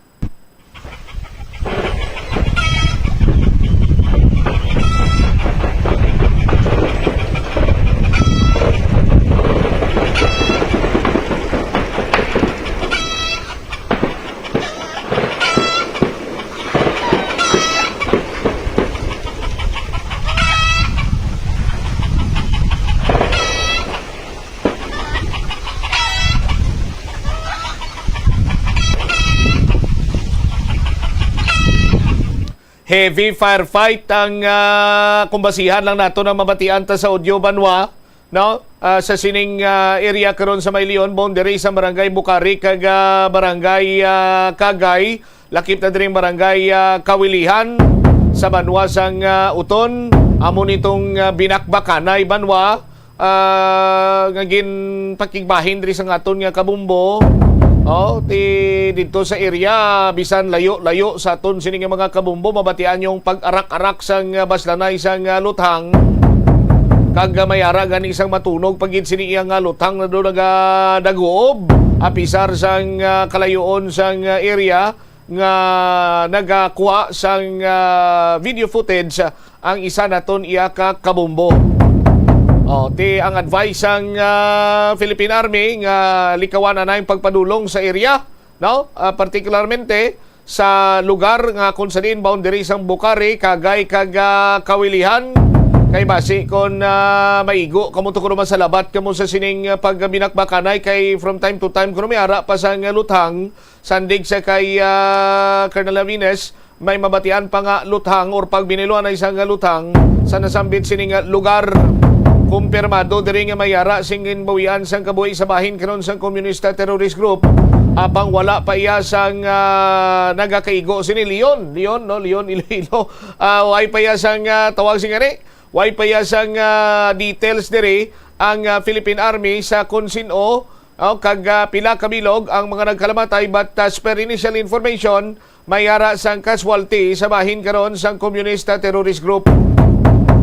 Ang oras naton 11 minutos na nakaligad sa takna sining launa diri man sa palatuntunan bumbuhanay sa udto sa DYFM Bumbo Radyo Iloilo. Sa dugang pa sining mga balita standby no kay subong adlaw ginakabig ni Iloilo City Transportation or Iloilo City Transportation Management Unit Head retired Police Colonel Garbanzos nga isa man sa makabig nga challenging nga adlaw sa pagsugod no sang implementasyon sang local public transport route plan in line sa Public Utility Vehicle Modernization na program. Apisar nga hindi magpangdakop ang Iloilo City Transportation Management Unit kay mayara sang 15 dias nga ginhatag ang Land Transportation Franchising Regulatory Board nga leeway para sa mga drivers nga wala iya makapakonsolidate nga mag-untat na sa ila sini nga pagbiyahe. Pero antes pa man sini Banwa may ara na iya sang gin patigayon sini no nga pamaagi ang Iloilo City Government agud matubod sa kung sino ining mga public utility vehicle owners or operators subong man driver nga natigayon nga makapakonsolidate. Kaya ang problema subong driya sa bahin sang syudad sang Iloilo, hindi enough ang unit sang mga minibus o kon mga modernized jeepney nga ginatawag sini nila. So kinahanglan gyapon no sang mga traditional jeepney nga magbiyahe. That is why nga ang Iloilo City Traffic Management Unit, ang city government himo sa isa kalihok nga pangbutang or maghimo sang sticker nga nagapatod nga ang isa ka traditional jeepney ang consolidated na. iniman ang nangin kabangdanan sadto no nga mabalahuba ang pila ka mga kooperatiba nga ginpasalig sini nila ang ila iya nga mga koopdanan nga huo consolidated kana pero sang magpangayo sang sticker ining pila ka mga operator kag driver sus Maria kagusip didto kang nahibaluan sini nila nga wala sila gali iya makonsolidate apisar nga ini sila ang nagbayad na. Niambot ang pamangkot kung nasulbar na tong problema. Last time, concern sa pila naton iya ka mga kultural, mga operator kag driver. I-check naton si Bombo Angel Tan kaysa si Matinyon, warning kag information dissemination pa lang ang ipatuman sa Iloilo City Traffic Management Unit. Jel, sa report, please come in. Ginpatahag diri Bombo Cham sa Iloilo City Traffic Management Unit nga wala na isang takpanay matabo sa mga magabiyahe nga kolorong nga jeep apisar nga deadline na sang consolidation subong nga adlaw sa interview sang Bombo Radio si retired Colonel Uldarico Garbanzos ang head sang Iloilo City Traffic Management Unit higing pahayag nga base sa guidelines na ginpatahag sa iya ni Attorney June Altura sang Land Transportation Franchising and Regulatory Board nga miara pa May 1 to May 15 nga tion ang mga drivers para nga para gid lamang sabi sa ila information dissemination kad kung may madakpan abi nga nagabiyahe Bombo Cham hatagan lang gid anay sila sang warning kag ang announcement kani halin mismo ini siya sa Department of Transportation so kay retired Colonel Garbanzos pwede pa kalumbayag ang mga jeep nga wala na consolidate pero kung magbiyahe ang mga kolorom nga ini ang problema diri Bombo Cham wala sang assurance ang mga pasahero pananglitan imbolbado ini sa pila ka mga aksidente abe nga magluntad ang Bombo Cham sa enforcement sa subong ang registration niya o kung nag-check sa mga registration sang mga jeep nga ni ang Land Transportation Office kung sa diin randomly niari sila di nga mga operation sa syudad ng Iloilo kag ang Iloilo City Traffic Management Unit anay sa mga ordinance sa gihapon sang syudad Bombo Cham dugang padiri sang natungdan ining stickering bala padayon ini sila sa gihapon nga ginaukon padayon ini nila sa gihapon nga ginaubra diri sa mga jeeps especially sa may city loop kag sa mga first town abi nga mga jeep Bombo Cham ginabulbanta ang buwas nga adlaw matapos ka ini sila kapang sticker sa mga jeep sa mga kabombo naton. Pamatian sa bala ang kabahin diri sa nga pagpahayag ni retired Colonel Uldarico Garbanzos sa nga aton interview.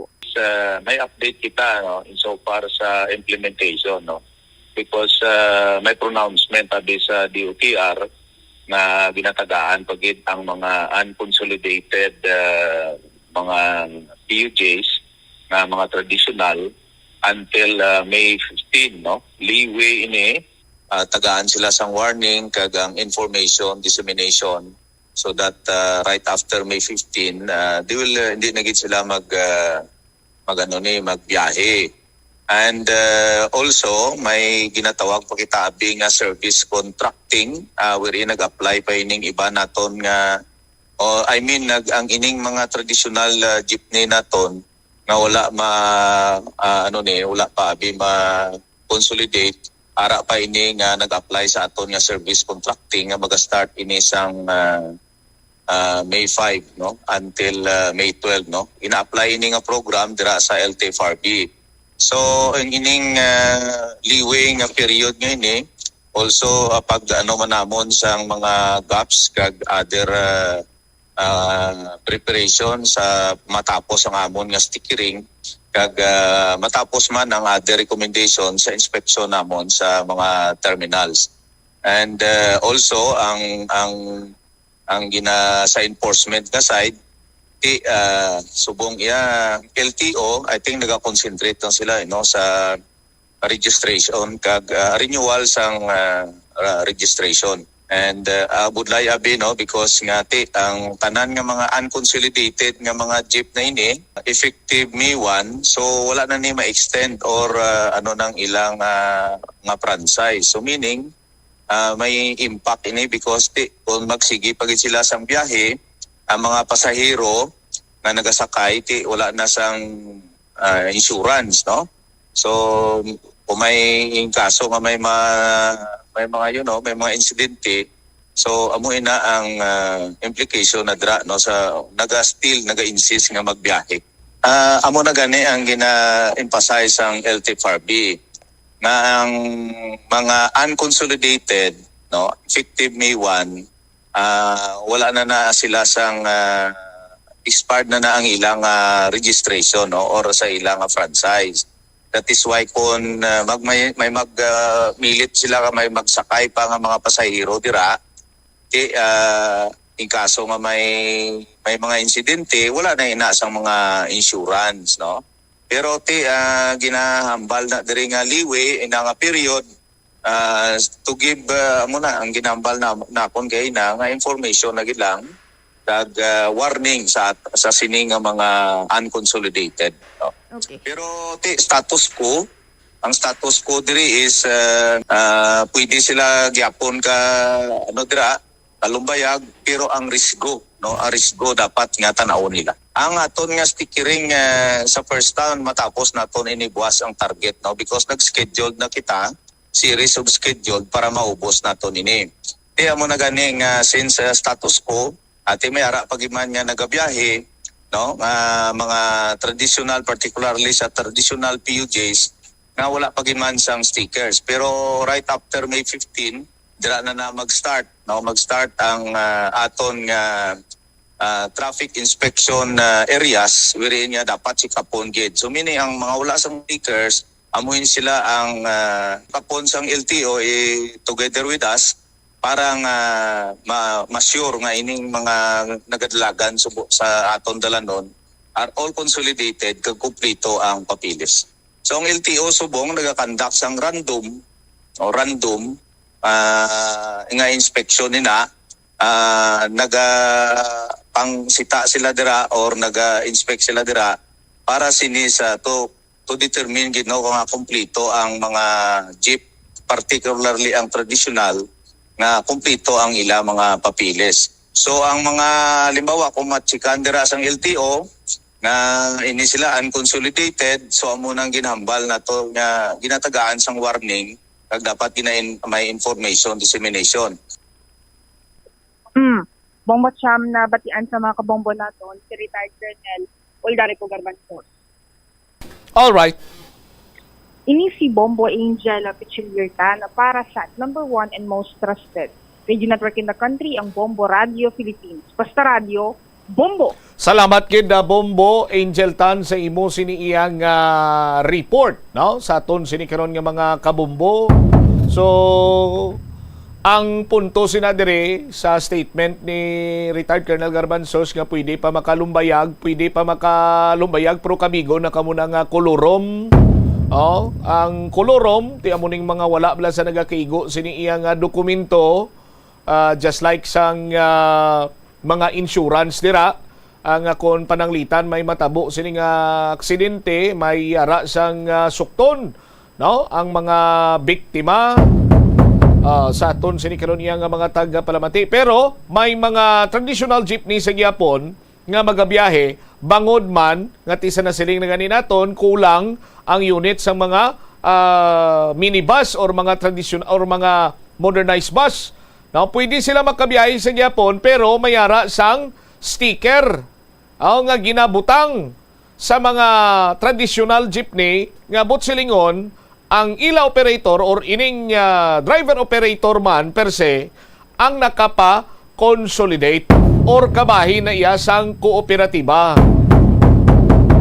Sa aton sinikaron niya nga mga taga-Palamati, ang iban sining nga wala, why na gijay? Why na iya sang tsansa? Pero ambal sa city government kan, hindi ka mo magkabalaka, kay mayara man kuno nga itanyag nga ayuda or bulig ang city government sa mga ma-displace nga mga driver sang traditional jeepney o kon operator man sang traditional jeepney. Pero pagka-intindi ko do driver lang to sa aton sini nga mga kabombo. Nadayon na gid man nga nangin do halos abot kamay na ining tinutuyo nga pag modernize ang aton siniiyang transportasyon diri sa pungsod na Pilipinas, pero ti sa gyapon di malipod ka manigar nga madamo sang kontrobersiya, madamo sang problema, no? Ang nagaputos man sa nasambit sining Public Utility Vehicle Modernization na program.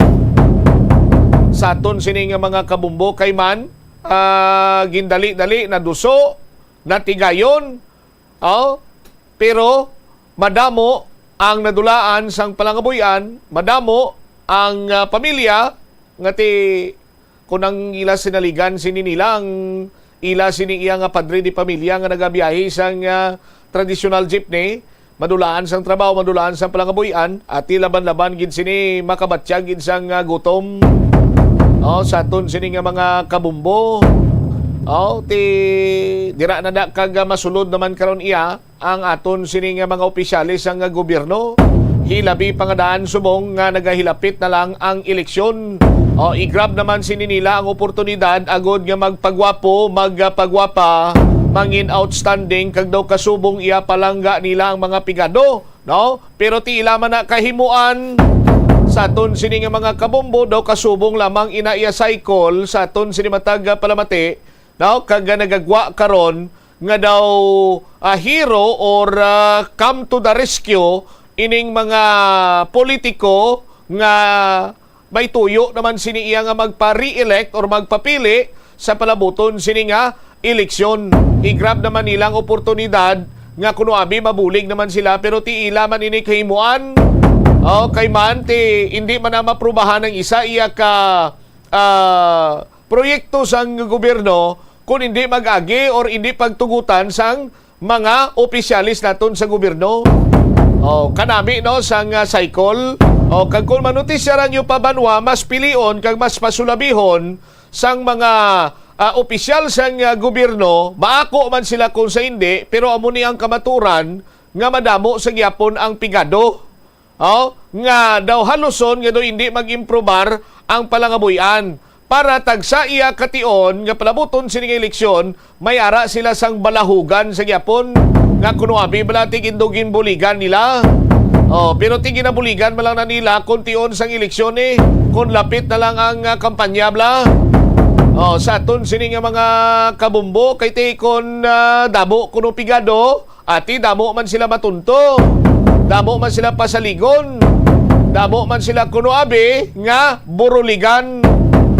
Pero ti ang punto sila dira way man nila ginhimo ang ila sini nga katungdanan para nga maalsa o kon masalbar sa kapigaduhon ng ila sini nga mga kasimanwa nga ginpromisahan nila sang serbisyo kuno sadtong nakaligad sini nga eleksyon. Kanamiton no sa aton sini nga mga tagpalamati ti damo man nagpabidas-bidas di nga mga politiko, mga opisyal sa gobyerno nga ipakigbato nila kag ila sini nga usisao ng mga kontrobersiya sa bahin karon iya sa Public Utility Vehicle Modernization Program. Pero ti do ano man lang to kung sa kumbaga pa do makabig lang to yang iras katol-katol lang to. Way gani ka patayog to. Sa gyapon ginduso gidya ining Public Utility Vehicle Modernization Program apisar nga gindali-dali apisar sini nga damo ang mahalitan para lamang iya sa aton sini makabumbo sa ginansya kag ginalili kag ginateleskopyo nga komisyon sang pila ka mga hirudes nga yara sa gyapon nga nagapabilin kag nagapanggamot na sadto say sa aton sini nga gobyerno. 27 minutos na nakaligad sa takna sini nga launa. Pagbalik nato na banwa dugang nga mga balita kag impormasyon diri sa Bumbuanay sa udto. Update kita sa politika sa bahin sa probinsya sa nga Iloilo. Way pasang matunog sini iya nga pangalan nga magapapili or mangin running mate si Governor Arthur Defensor Jr. Pero si board member Domingo Oso sang 4th distrito bukas man kuno ang iya sini nga ganhaan pananglitan nga ti tanyagan sabi or may maduso sa iya nga magpapili bilang vice gobernador sa probinsya sa nga Iloilo. Pero sa gyapon kuno nagadepende ini sa desisyon sa ila sini nga partido. Lakip na sina diri karon mga kabombo ang Oplan bulig tubig sang city government in partnership sa Bombo Radio Philippines Foundation Incorporated kag Flow Water Resources Iloilo Incorporated. Panghatag, nag-donate sang tubig dire ang Flow Water Resources Iloilo Incorporated kag subong man ang Bombo Radio Philippines Incorporated kag amo na ni karon ang ginadeliver sa tagsa ka mga kabarangayan nga apektado sang El Nino phenomenon. Kon kay isa mga kasubong sini nga hilikoton, ginasakyan man niya sang iban. Kanamiton, no? Balikan tayo ni matapos ang pila ka-importante nga mga pahanumdum. The Farmers Bazaar, your traditional public market with the touch of Plazuela Dos, ang isa ka lugar nga gintukod sa tion kag sa kasagsagan sa COVID-19 pandemic nga may tinutuyo nga maghatag sa imo sang safe marketing experience. Subong nga ang COVID-19 hindi na gid man dako nga pamahog kag nagapakadto na kita sa next normal. Rest assured nga ang Farmers Bazaar will further evolve agud nga magpadayon sa paghatag sa inyo sing satisfying marketing experience. The Farmers Bazaar sa lower level tara na pahamtang ang fish, poultry kag meat section para naman sa inyo mga kinahanglanon nga prutas, utan kag iban pa, magbisita sa upper level pinaagi sa paggamit sa hagdanan o kon sa pagkadto direkta sa parking lot. The Farmers Bazaar, your traditional public market with the touch of Plazuela Dos. Plazuela de Iloilo Billboard of Activities for April 28 to May 4, 2024. Ang Mayo 3, amo ang first Friday of the month. Ini ang ika-12 nga promesa ni Jesus nga ginhambal pinaagi kay Sister Margaret Mary Alacoc para sa tanan nga mga devotees sang Sacred Heart of Jesus. I promise you, in the excessive mercy of my heart, nga akon all-powerful love ay igahatag sa tanan nga magabaton sang Holy Communion sa first Fridays. Sa some consecutive months, ang grasya sang final perseverance.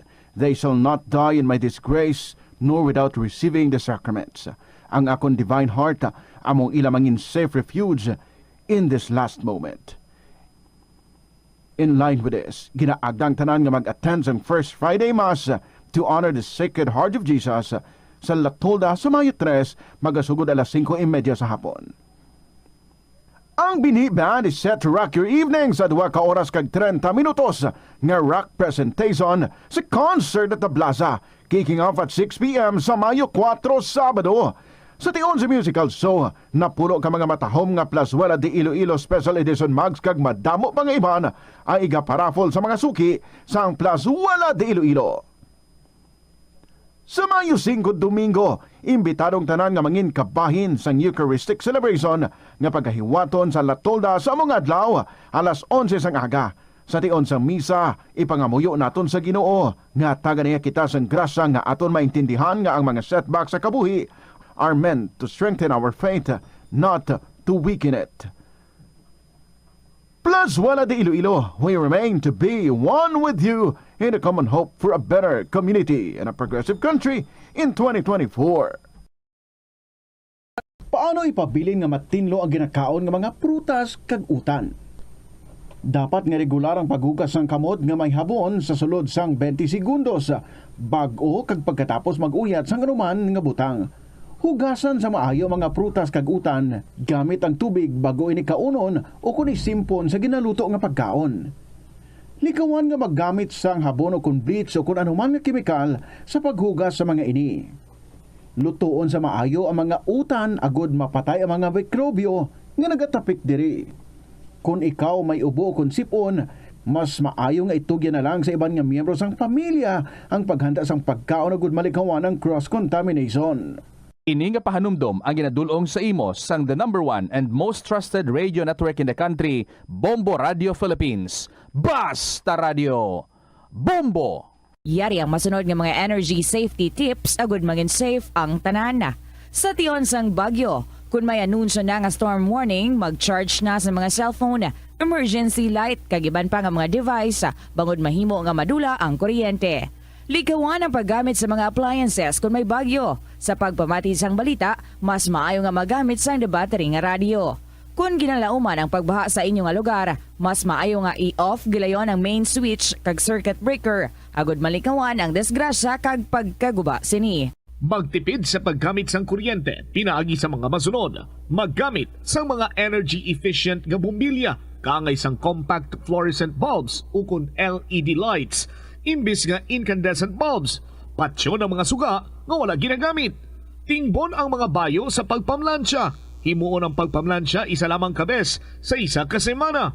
Buksan ang inyo bintana agud makasunod ang preskang hangin kag silak sang adlaw sa sulod sang balay agud malimitahan ang paggamit sang electric fan kag suga.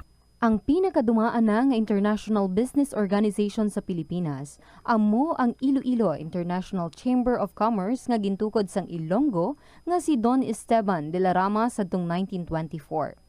Si De la Rama nagserbi nga general sang panahon sang Philippine Revolution kag nangin senador sang pungsod halin sang 1941 tubtob 1947. Sang 1923, gintukod ni De la Rama ang Panay Electric Company.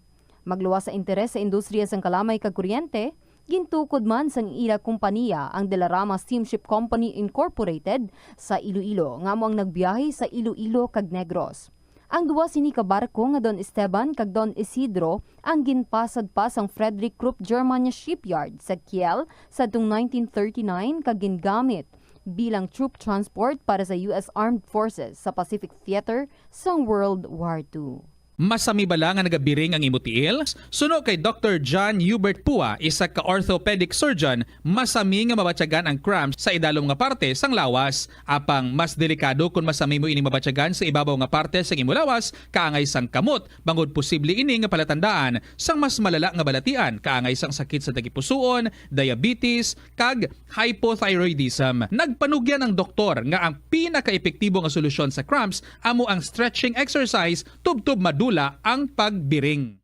Nagasala ka bala sa imo nga tulunan kag daw hindi ka makahibalo kung ano ang imo nga unahon? Kung magtuon ikaw, siguraduhang anay nga nakakaon ikaw sang maayo, agud nga maka-function ang imo nga utok. Kung gusto mo ang snacks, siguraduhan man nga na-preparar na ini antes pa man ang imo study time. Bangod basi, mawili ikaw sa pagkuti sang imo nga pagkaon kag ma-distract ikaw sa imo nga tulunan. Siguraduhan man nga tapos na ang imo nga ulobrahon sa sulod sang balay para nga makalikaw sa interruption kag para sigurado naman nga maka-relax ikaw kung matapos mo na ang pag-review. Ini nga pahanumdom ang ginadulong sa imo sang the #1 and most trusted radio network in the country, Bombo Radio Philippines. Basta Radio Bombo! Gabulig sa paglikaw sa nanuhay tuay nga balatian ang simple nga pagkaon sang citrus fruits kaangay sang pomelo nga puno sang powerful immune boosting antioxidant. Ang pomelo ang puno man sang lycopene, isa ka anti-inflammatory, anti-aging antioxidant nga nagapanami isang supat. Ang duga naman sang panit kag dahon sang pomelo ang natukiban nga makapatay sang cancer cells kag nagapalikaw sa paglapta sini sandig sa test tube studies. Kaunta sang La Paz Batchoy. Ang Iloilo ang kilala bilang home of La Paz Batchoy. Mahimo kagid nga maglibot sa Iloilo, mag-food trip, kag ikaw mismo ang maghusgar kung ano ka namit ang La Paz Batchoy. Pwede mo gid ma-enjoy ang La Paz Batchoy nga may pandesal kag puto. Butangi man sang gamay nga paminta kag patis ang sabaw. I-mix sang maayo. Kag enjoy. Kung kulang pa kag wala pa nabusog, pwede gid nga magpadugang sang sabaw. Sa kasakuon sa mga ginikanan subong, tumalagsahon na lang kamo nagaupod bisan magkaon. Apang bisan anuman kun tani nga kasakuon sang miyembro sang pamilya, hatagi gid sang oras nga kamo makaupdanay sa kalanan o kun makalagaw kun wala sang trabaho. Kung nagaplano sa aktibidad agod nga maka-enjoy upod ang imong pamilya, tandaan nga ang focus nyo amo ang pag-spend sang inyo oras nga updanay kag wala dapat sang iban nga mga bagay nga ginapaminsar kaangay sang trabaho o kun homework. Pila ng imo edad? May savings ka na bala? Ang iban sa ato nagakabudlayan magkinot o kung mag-save sang kwarta. Apang paano bala iniumpisahan? I-separate ang wants kag needs. Pamangkuton ang kaugalingon kung bala kinahanglanon gid ang imo nga baklon. Kung ginakulang ka na sang kwarta, hindi ini dapat pagastuhon sa butang nga hindi man lang importante. Kung hindi ka gid makakinot, mas maayo nga buhinan mong imo expenses. Mag-set sang goal. Umpisahi ang pagpanumdum kung para sa diin o kung para sa ano ikaw nagakinot. Paano ba lamang kalikaw sa aksidente sa dalan? Yari mga tips nga dapat tandaan sa tion nga nagamaneho. Una, likawan ang masaming nga pagsaylo sang linya. Ang swerving o kung pagsaylo sang lane sa isa ka delikado nga maneuver nga masamig ginatunaan sang bunggo anay. Kung himuon ini, siguraduhon nga may bastante ang oras kag espasyo. Ikaduha, i-check ang blind spots. I-check ang mirrors kung clear ang alagyan. Magbalikid o kung maglantaw sa nagaagi sa ibang nga anggulo, agod makasigurado nga maathag ang alagyan. Ang responsable nga driver ang masaming nga handa sa anuman nga aksidente. Kabahinas ang pagkaresponsable ang pagkuha sa nga insurance agod masigurado nga may peace of mind sa dalan. Ini nga pahanumdom ang ginadulong sa imo sang the number 1 and most trusted radio network in the country, Bombo Radio Philippines. Basta Radio! Bombo! Tanan kita mayara sang mabulig agud pakibatuan ang climate change. Magamit sang Sa gyapon ko po rin mo, Bombo Chama Blanco Hover, standby sa kay Bombo Lindsay Bade. Update naton sa politika sa probinsya sang Iloilo. Matunog ang pangalan kag bukas man kuno sa iya. No? Kung pananglitan, hatagan sang kay nga magpadalagan Vice Gobernador sa probinsya sa Iloilo. Amo ning pahayag ni Board Member, 4th District Board Member Domingo Oso Jr. Pero sa gyapon ginakonsiderar ang desisyon, no, or ang desisyon sang partido kuno mong magapangibabaw. Check tabi si Bombolin si Badilin sa report. Please come in. Bukas, Bombo Cham, si Iloilo 4th District or Iloilo 4th District Board Member Domingo Oso Jr. nga magpadalaga no bilang Vice Gobernador diri sa may probinsya sa Iloilo since nati wala pa man no sa may ginakumpirma or wala pa yasang deklarasyon halin sa aton nga gobernador ni Iloilo Governor Arthur Defensor Jr. nga mayara siya no sa maupod nga Vice Governor para sa pagpadalagan sa 2025 elections.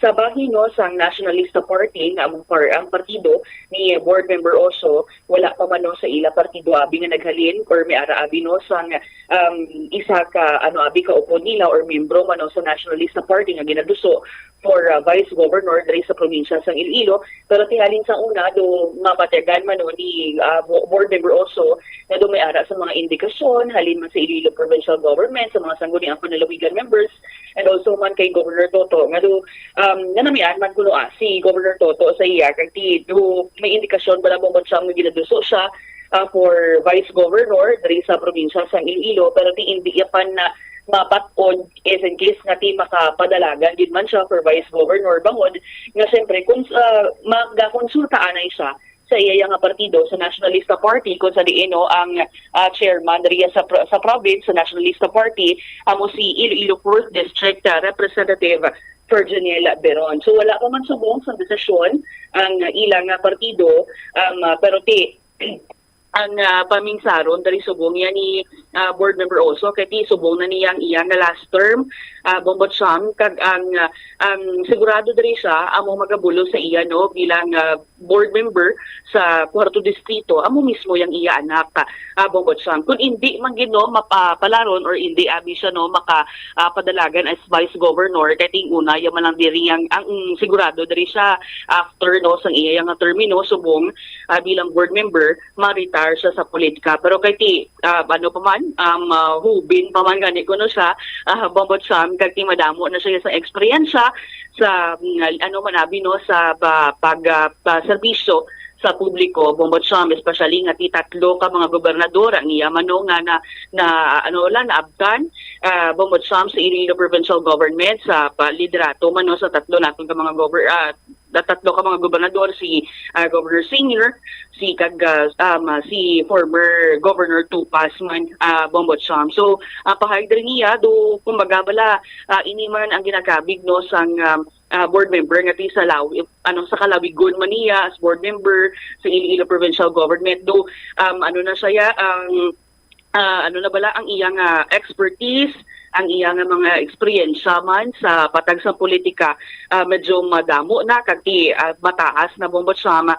So amo nang ginahulat man niya no sa bahin sa partido kung ano yung mangin diretso nila or kung ano yung mangin desisyon nila. Kaya matandaan natin last time man to si Iloilo 5th District Representative Buboy Tupas nga sa Nationalista Party man ina siya nga daan mo but siya do ginalantaw yung maniya ko galingon nga magpadalagan as vice governor or mangin alkalde no sang Sara Iloilo pero ti amo to gani sa nasalingko may konsultasyon pa sa bahin sang ilang partido kun sino o may ara gid man sa padalagan as vice governor sa probinsya ya sang Iloilo. Kung sa bahin niya ni board member also nga we will cross the bridge kun ara na gid man kuno bombot siya. Pero tikon siya lang ang pamangkoton hulaton ni anay ang desisyon sa partido kung luyag man siya sa partido nga magpungko or magpadalagan as vice governor diri sa Iloilo province. Wala iya pa man gid ginapadalman gid ang ining topiko or diskusyon bombot siya hulaton niya lang gid anay kung ano lang gid ang madesisyonan kag kung luyag man siya no, ni Governor Defensor nga makaupod bilang vice-gobernador. Yari bala, aton pamatian ang pagpahayag ni Iloilo 5th or Iloilo 4th District Board Member Domingo Oso Jr. Daw wala pa man sa amon partido, pero honestly, halin pa sa una, siguro na namian man si Gubtoto sa akon, sa akon dala sa mga board members, kag ang amon pag-updanay sa anong pag-updanay. Daw may mga indikasyon man parti sa akon, pero wala ko pa man ginasabat. Depende sa partido ko. Oo. So, istoryahan pa ina kung anong mangin istoryahan desisyon lang nila ina sa ila sa provincial level. Kag kung maistoryahan nila, open man ako. Although, ako I am already ang akong provinsyaron, mag-retire sa politika, sige yun ko amo negosyo kaya ang akong bata mabulos man sa pagka-board member. Pero kung kitlan ako gyapon kag magsinugtanay, I am still willing kasi medyo bata-bata pa man ako, mga 60 years old, pwede pa man siguro. Nagani. Kag from among the board members, I have been serving for the longest time, 15 years ako nagpungko. 3 ka gobernador ako naging serbisyuhan, sa kay Defensor Senior, Governor Tupas, sa kay Governor Toto. So pamatuod mo man daring imo nga nangin liderato board aka pero ti ikaw bukas ikaw man no nga magpadalagan as vice governor kung pasugtan sang imo nga partido. Yes, kag kung pilion man ako sang gobernador. Kag ang daw na namian man si Governor Toto sa akon. Hindi na may pod. Kaya ginasupdan man namon ang iyang plataforma, programa. In fact, winner kita sa Seal of Good Governance. At nagasuportar ang sangguniang panlalawigan. Daw man nami man. Pero dugay pa man tong eleksyon. Gani man. Daw pa man.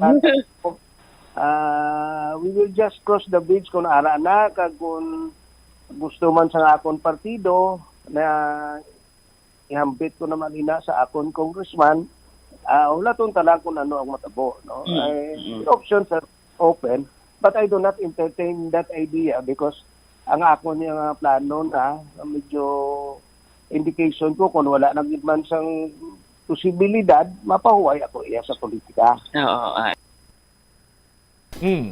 Mumbolins, may nanotisyaran ako bala sa tuno sang panghambal ni board member Uso? Ano? Kung maghambal sa gani nga tinanamian man si Gobernador Toto sa akon, kagado maayo man ang amon nga pagtamdanay, do kanami mamatian no? Pero kung maghambal sa gani nga pero depende sa akon nga partido, sa akon congressman. Oo, kung sa ano pa balati ang kagustuhan kag ang dugana ni board member Uso magpapili gidya bilang vice-gobernador kag mensyonarya man nga daw nanamian man niya si Gobernador Toto sa akon what if ining do Uso man sumong bla what if Bombolins si Gob Toto ang matanyag nga mangin kaupo diya si board member uso nga magpapili bilang vice gobernador, pero ang ila sini iya nga partido do hindi abe anong plastada do may ara sang pulso na kay board member Domeng kung anong plastada. Actually, Bobot Sam, bali dari gani, do mayuhay naman subong, ang Nationalista Party, kati man kuno mo, koalisyon man sang Partido Federal na Pilipinas, dubuot sa lingon bala, wala na bala sang kontrahanay, Bobot Sam, basi makaresulta man ini Bobot Sam sa ulihi nga magsugot man ang iya nga partido nga makaupod si Governor Defensor sa pagpadalagan manabi no as Vice Governor kasi syempre tandaan taman sang 2019 nagpadlagan ni si ang chairman nila, chairperson sang Nationalista Party nga si Congressman Ferginil Beron as Governor kung sa dinting iya dari nga nanging kontra mo si Governor Toto Defensor pero subong dumayuhay man kay kung kaisa Bombot Sam makitaan taman sa mga events balang nagaugdanay sila sa pakanay man Bombot Sam akag bisan si board member also nagasiling do kun basahon to no if we will read between the lines Bombot Sam do wala naman interest si Congressman Ferginil Beron nga mag padalalagan as governor abi kiti do masako kuno ya si Beron sa pagtatap sa iya nga mga pumuluyo sa 4th distrito Bombot Sam. Masako siya sa pagtatap sa mga constituensya kag pumuluyo sa 4th distrito kag subo nga danto may nagatintiid ng magakontraman sa iya. Hindi lang sa iya kundi sa bilog sini nga 4th district. Amo gani kay do pa kontrahan gito sang pihak naman nga grupo Bombot Sam ti budlay kun bayaan niya 4th distrito kag mag-ayam sang posisyon nga mas mataas pagid. Amo na guro nga tibas ginpili na lang ni 4th District Congressman Ferginil Beron magtutok anay sa 4th District sang sapang kabilugan sa probinsya sa Iloilo, Bobulens. Insakto gid Bombot Sam pero ti sa pagka Vice Governor dari guro nga padalaganan nga posisyon kay ti syempre sa nasaling ko na si Congressman Buboy Tupas ga do nagahando man nga mag Vice Governor ti under man ini sa Bombot Sam sa Nationalista Party baka partido yaman ni si board member also so depende sa partido kung sinong pilian nila nga magpadalagan as Vice Governor kung ano yung maistoryahan nila Bombot Sam. Pero ano notisyaran ko pagin bala mo kung ano Bumulens? Do nagakabilin niya sa katabtaban ng Premier Distrito no? Sa mga inistoryanay no? Last time to grabe man ang paglupok sang istorya nga Governor Defensor with his Vice Governor ang gagwa sa Laragway 2nd District Congressman Mike Gurisita. Ti subong daw nanamian man si Governor Toto sa akon 4th District Board Member Doming Uso. Si 5th District Congressman Buboy Tupas to dito gapabutyag man sang interes nga mag papili bilang vice gobernador. Ti sa 3rd district ti given na naya kay ara na si Nonoy Lawrence, si Congressman Nonoy Lawrence. Pero do wala ya ginapares ang taga Premier Distrito kay Gob no? Ang magani Bombot Sam do wala wala man kita may nabatian sa Premier Distrito nga may nagahandom nga mangin Vice Governor pero tiba sige na hitso pa lang ginatun-an pa lang Bombot Sam. Ti sa mga nakaligad sining administrasyon to halin sa Premier Distrito ang Vice Gobernador subong gani halin sa Premier Distrito si Vice Governor Tingting garin before sini sa iya si Engineer Tatay, si Engineer Tatay Richard Garin, di pero subong duay bati First District ka, Amo gani, Bukod sa do wala gid man ang Premier Distrito ti syempre galing ambal sang iban basi gid man may ginaplastar gid man bukod sa kung hindi man pwedeng magpanaog si Vice Governor Tingting Garin or matapos ang iyang termino hindi nila pagbuslan sa pamilya Manila bukod sa pero if in case nga wala sa pamilya nila or wala na bisan Garin sa Kapitolyo basi amat-amat nga madula ang Garin nga apelyido sa Kapitolyo gid man kag budlayan sila nga magbalik liwat sa Kapitolyo Bombotsa. Tido hindi man itong daan mabayaan ni Engineer Tatay itong miyagaw? Oo kasi may kontra naman to sa magpadlagad sa alkalde Bombotsa mo magpari-elect sa ara naman si Anay Mayor Macario Napulan kuno nga magabunggo sa iya. Ti sa mga Garin duway man sa may nagapakita interes nga magbisi Gobernador Abe tido hindi mamabayaan ni First District Congresswoman Janet Garin ang pagka-representative niya, si Assistant or Undersecretary Sharon Garin, tido busy man subong sa Department of Energy. Oo. Kasi si Vice Governor Tingting Garin, posible mapadalagan niya as Congresswoman sa party list sa ilang Miss Owa.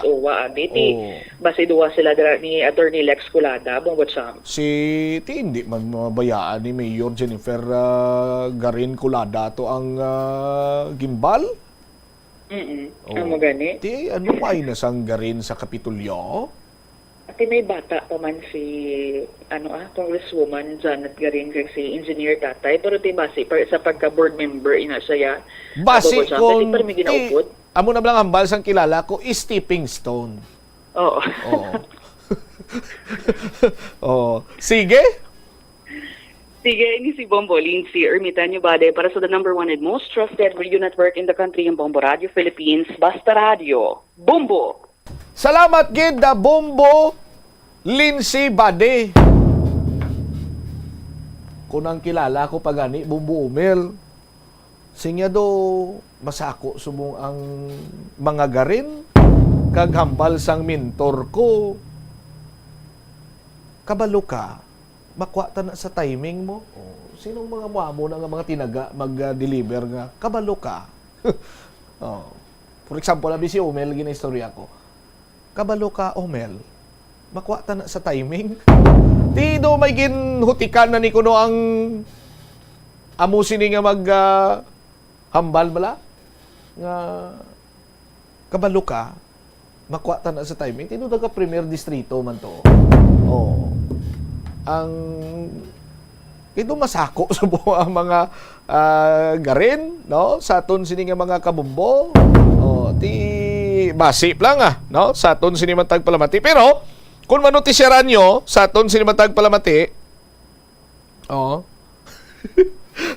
do why na ginaistoryahan ang mga Garin kon sa probinsya sa Iloilo ang aton sini nga topiko kayang masami iya nga nagasapulay kag do nagaayad ang pagtamdanay ti mga representative kag board member from the 2nd, 3rd, 4th and 5th district sa kay Governor Arthur Defensor Jr. pero sa 1st district do ano man nabilin sila sa katabtaban. Ti mabalaan ta na dugay pa man ang eleksyon pero ti sa gyapon kunang kilala ko pa sinya ti kabalo ka makuha ta na sa timing. Diba si tuon matimingan no? Ti kun matimingan abi Bombo Umel no?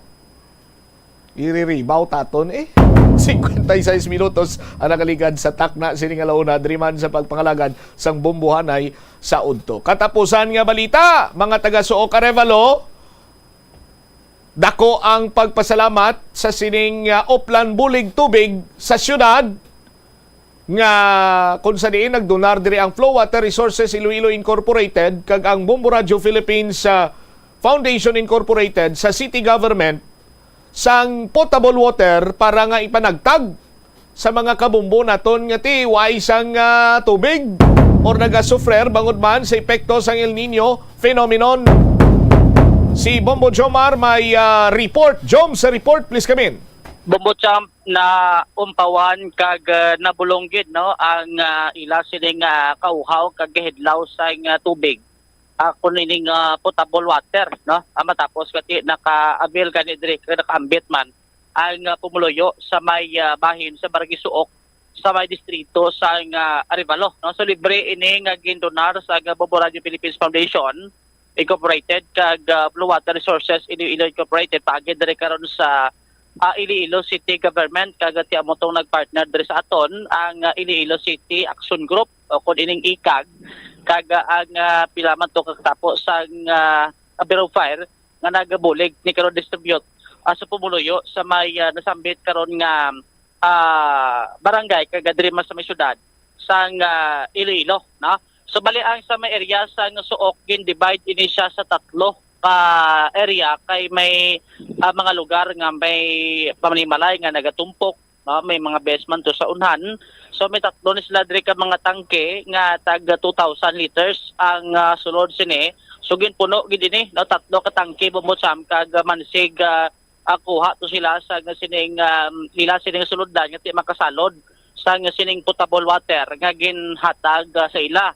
Isa ganit diri sa pakigangutan naton si Tatay Eduardo Bombocham kati siya gitukoy na una ang kuha sa tubig nga tisuno sa iya dako ning bulig no sa ila ang ining potable water kay kun natawon ang sa ila sining alinya sa tubig way sang sulod kay nagkakatabo nagabakal sila sa tubig ang isa kuno ka galon ati amo na ginabakal nila kag isa kadlaw gasobra ko ng mga pulo kagalon ang ila sini nga gasto abi sa daw no kay ti ginagamit ako pang hugas sa pinggan pangkilis sa tinigang di man na pwede kun magamit kada sa pag kilis sa imo sa tinigang tubig na karon nga halin sa bubon no so mo iba ni nga bakal kid agod sa ti mapabilin man ang ila sini nga ay kayong lawas amo na ang ila sini nga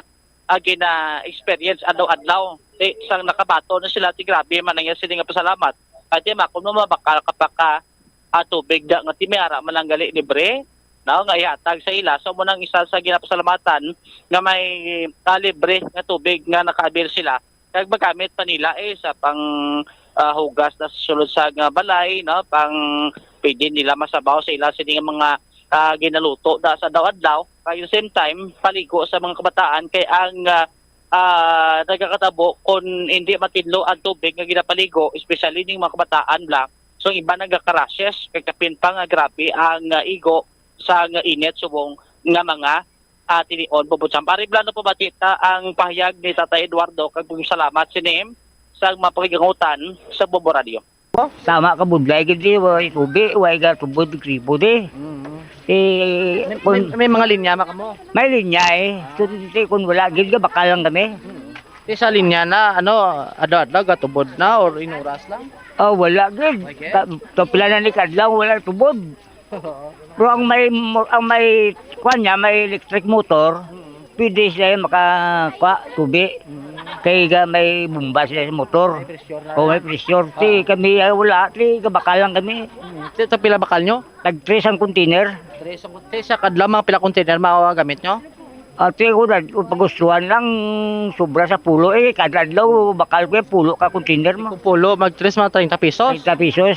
Plus ang arkila mo pa sa sikat nga 20, 50. So daw 50 gali? Oo, 50 gid. Magluwasin na gabayad pa mo sa bill yung tubig gabayad gid. Sa minimum. Di ka duway magtubod? Ati bayad man kagyapon may bill ka man gyapon mo. So gid obligado gid mo babayad? Obligado kay Oh. Anong mambal nyo sunod sini kay may gin-donate dire ang tubig sa inyo? Ati madamo gid salamat sa nag-sponsor. Alabi na sa Bumbo. Oo, salamat gid. Oo, kay sa city government. Oo, ICAG. Oo. So ano kadako na bisan na mula at least ka bulig-bulig kag potable water? Ati dako na nga bulig magwa pala si mo bulsang 9 pesos kada container. Salod ka na? Okay. Basi dasig lino, boss, kay grabe na ng subong ang init, subong. Damo ka, init ka dyan Damo may bagasod pa na di. So, ang inyo lang anay, bas bugod may ara, bisan paano, pasalamatan na kayo, libre. Oo, salamat gid Oo. Isa sa mga nahatagan diri karon sa libre nga tubig ti mapakigangutan man naton ang barangay official diri sa lugar nga ti among ginangila sini ka problema sa area. Although nga may mga portion man sa barangay nga ti may bomba sila bumbot sa dito sa may basi maglupok na karon. Ang ang bombas tubig. Jetmatic pump daw mo na. Okay. May bomba sila to nga ginagamit. Kakurol ba? Ano mo na Bujumar? Babuta. Pero dire sa may dire sa may antes ang proper gid sa may barangay hall. May sila may tangke sila nga tidra na gina butang to ang tubig kag dira sila nagakuha. Di ang sa malapit to sa mga jetmatic pump hindi na to sila babordayan gawa kay although ngati hindi man gid tanan magamitan mo gid panghugas sa siguro kag pamunyag sa tanom dra mo na nga may naghatag man to kagagin tagaan man sila sa sining potable water arilas kagawad manilin kagawad manilin sa larda sa mga interview diri sa Bombo Radio. Course, ang barangay council kag ang mga pumuluyo sa suok kapasalamat gid sa tubig nga ginahatag sang Iloilo City sa aton makakapin-kapin gid ini sa water shortage nga ginaagom subong sa mga barangay ta hindi lang suok pero bilog nga Iloilo man siguro. So ano kubudlay sa inyong tubig dikawad? Hindi. Of course, hindi man tanan-tanan. Di may linya kami nawasa. Kaya to think pa lang nawasa, magpatakod ka subong pila. Mostly, gid sa tao, kaasagid sa bubon. Ang aton, di mga bubon. If last time, okay pa, subong, naga-subside na balang, iban wala, naging tubig. Gakahubsa, naging siya. Di ka musta makbataan, ka masakit sila? So far, wala pa man ta reported nga nagmalasakit. Like sa mga masakit nga gakadulot sa shortage ng tubig. So far daw okay pa, wala pa man muna ang mga cases na reported. So at least may tagtatlo sila sa kada pamilya ni magkitaki lang no? Oo, kay para matatapan tanan ang ginahimo namon. Joms? Amo to ang pahayag diri karon sa barangay official sabay bahin sa barangay Suok sa distrito sa Arevalo Bumuchap. All right. It is si Bombo Jomar Villa para sa number 1 most trusted radio network in the country. Bombo Radio Philippines. Basta Radio, Bombo! Salamat gid Bombo Jomar Villa sa imo siniyang follow-up report. May ara kuno sa mga ginaduso man nga taga First District nga Vice Governor kag may naganigosyar kuno kay Gubtuto pero ang naganigosyar do hindi kuno makapenetrate mayo. Amo nang latest diri nga information nga nagatawag siya nga nagasulod diri sa aton pero do piho na kuno mati ko do taga First District ang ma-vice sinuayhan bantayan ta inaa sa aton sinima ka Bombo. Standby na kamo sa kapon lamang program ko po naman sa kay Tita Reginis Bombo Chama Blanco Hover gabilin sa imo sang manenay nga hapon. May God bless us all para sa the number 1 most trusted radio network in the country ang Bombo Radio Philippines. Basta Radio Bombo!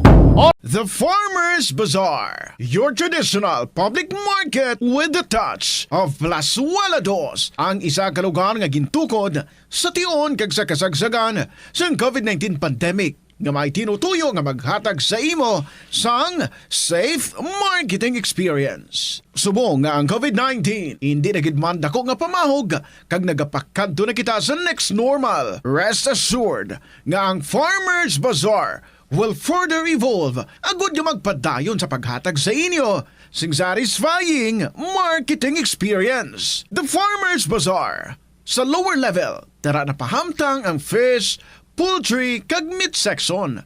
Para naman sa inyo mga kinahanglanon nga prutas, utan kag iban pa, magbisita sa upper level, pinaagi sa paggamit sa hagdanan o kon sa pagkadto direkta sa parking lot. The Farmer's Bazaar, your traditional public market with the touch of Plazuela Dos. Plazuela de Iloilo Bill Board of Activities for April 28 to May 4, 2024. Ang Mayo 3 amo ang first Friday of the month. Ini ang ika-12 nga promesa ni Jesus nga ginhambal pinaagi kay Sister Margaret Mary Alacoc para sa tanan nga mga devotees sang Sacred Heart of Jesus. I promise you, in the excessive mercy of my heart, ngang akon all-powerful love ay igahatag sa tanan nga magabaton sang Holy Communion sa First Fridays. Sa some consecutive months, ang grasa sang final perseverance. They shall not die in my disgrace, nor without receiving the sacraments. Ang akon divine heart among ilamangin safe refuge in this last moment. In line with this, ginaagdang tanan nga mag-attend sang First Friday Mass to honor the Sacred Heart of Jesus sa Latolda sa Mayo 3, magasugod alas 5:30 sa hapon. Ang Binhi Band is set to rock your evening sa 2 ka oras kag 30 minutos nga rock presentation sa concert at the Plaza, kicking off at 6 p.m. sa Mayo 4, Sabado. Sa tion sa musical show, napuno ka mga matahom nga Plazuela de Iloilo Special Edition Mags kag madamo pang iban ay igaparafol sa mga suki sa ang Plazuela de Iloilo. Sa Mayo 5, Domingo, imbitadong tanan nga mangin kabahin sang Eucharistic celebration nga pagkahiwaton sa Latolda sa among adlaw alas 11 sang aga. Sa tion sang misa, ipangamuyo naton sa Ginoo nga taganiya kita sang grasya nga aton maintindihan nga ang mga setbacks sa kabuhi are meant to strengthen our faith, not to weaken it. Plazuela de Iloilo, we remain to be one with you in a common hope for a better community and a progressive country in 2024.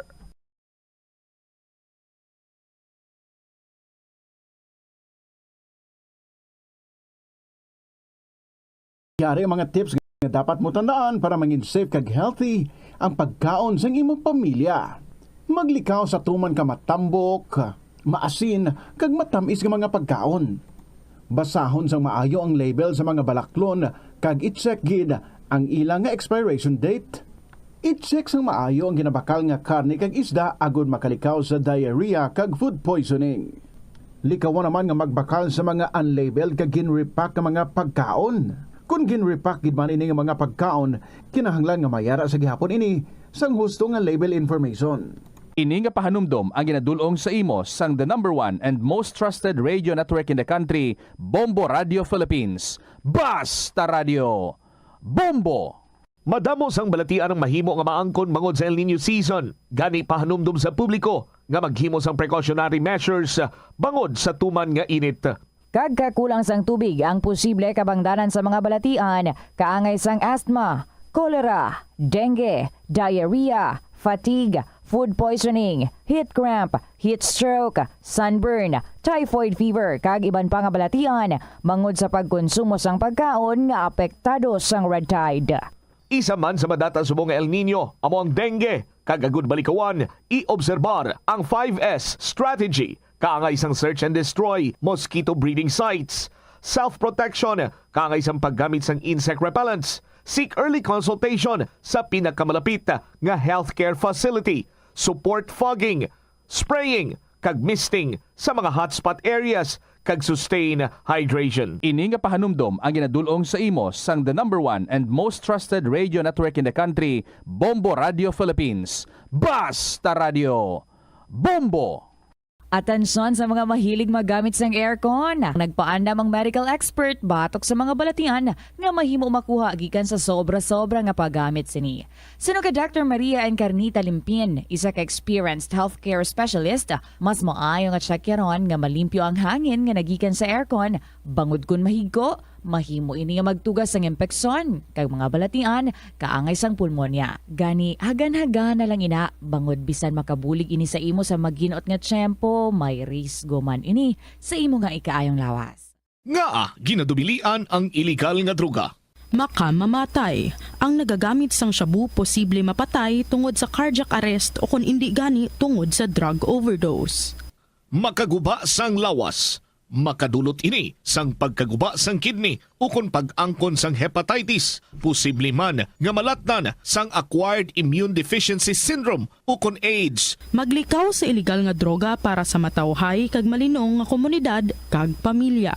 Nagalibogid bala ang imo ulo kung manog tapos na ang bulan o kung basta due date mo na, nagapahanumdumgid ang financial experts nga dapat bayaran mo sa husto nga tion ang imo nga utang bangod maalam ini nga paagi sa paggastos ang imo kwarta kag may maayo pa nga mga benepisyo. Halimbawa, malikawan ang late fees kag maprioridad ang importante nga mga galastuhan. Dumdumaman nga ang on-time payment history ang makatibong man o kung makapamaayo gid sa imo nga credit score kag mapa-improve ang interest rates. Ini nga pahanumdom ang ginadulong sa imo sang the number 1 and most trusted radio network in the country, Bombo Radio Philippines. Basta Radio! Bombo! Ano bala ang dapat tandaan sa tion nga magbiyahe agod mangin hassle-free ang bakasyon? Yari ang pila ka mga tips. Una, i-check ang health kag travel alert sa napili nga mga lugar. Ikaduwa, magpili isang safe nga accommodation. Mag-research ka magbasa sa mga reviews sa napili nga lugar antes mag-book. Ikatatlo, siguraduho na nga may nagagana nga mobile phone ang tanan nga mga upod agod mangin mahapos ang komunikasyon sa tion nga madula o kung kinahanglan nga magbulagay sa dalan. Be prepared in case of emergencies. Siguraduho na nga may backup nga emergency plan nga may medical reimbursement sa tion nga may maospital bangod sa aksidente. Ini nga pahanumdom ang ginadulong sa imo sang the number 1 and most trusted radio network in the country, Bombo Radio Philippines. Basta Radio! Bombo! Ang Ilonggo nga si Jose Peping Tensay sang Haro, Iloilo ang pinakaunang nga Filipino nga piloto nga nakapalupad sang isa ka passenger plane sadtong 1925. Ini amo ang eroplano nga Curtiss Oriole biplane nga may ruta nga nagalawig sang 43 kilometro sa linsa Iloilo padulong sa Bacolod. Samtang ang pinakauna naman nga commercial airline sa pungsod kay sa Asia amo ang Iloilo Negros Air Express Company nga nauna pa sa Japan Airlines kay Singapore Airlines. May flight inihalin sa Iloilo padulong sa Manila, Bacolod, Cebu, Davao kag Zamboanga sang 1932 kag padulong sa Hong Kong, Bangkok, San Francisco, Shanghai kag India sang 1946. Bangod sini ginkabig ang Iloilo nga birthplace sang Filipino commercial air transportation. Yari ang mga simple nga pagi agod makakinot sang tubig. Magpamunyag lang sang tanom kon ginakinahanglan kag nagakadapat. Magtala na sang adlaw kag oras ang pagpamunyag sa mga tanom kag sundon ini. Bunyagan sa makaisa lang ang mga tanom sa sinang adlaw. Antes maglas 9 sa aga ang mas nagakabagay nga oras sa pagpamunyag agod nga mas makapanalupsop ini sa mga gamot kag mangin available sa bilog nga adlaw. Ito ang Bombo Radio Philippines. Fully digitalized. Numero 1 sa balita, komentaryo, drama at serbisyo publiko. Bombo Radio Philippines. Bombo Radio Philippines. Ang inyong number 1 at most trusted radio network in the country. Basta Radio! Bombo! Good afternoon sa inyo tanan mga kabombo. It's the 2nd May or the second day of May. Yun.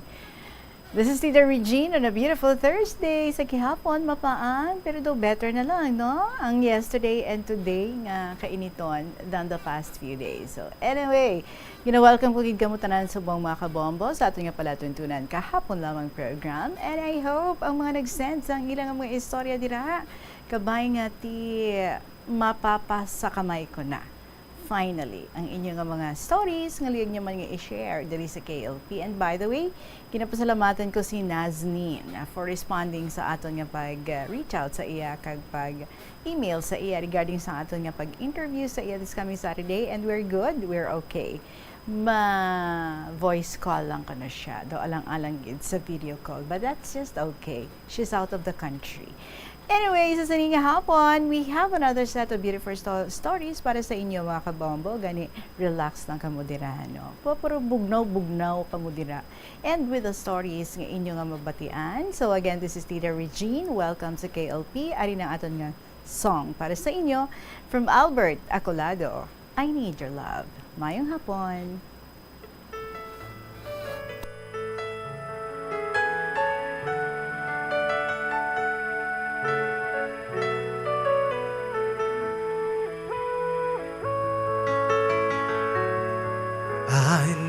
your love, you brighten up my day. When I'm with you, happiness never fades away. I need your love each moment of my life.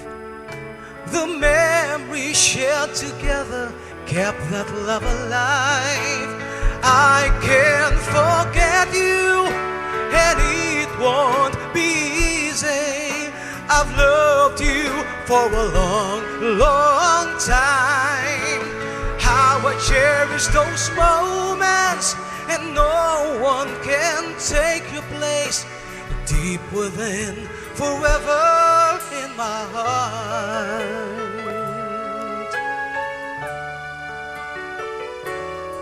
I need your love each moment of my life. The memories shared together kept that love alive.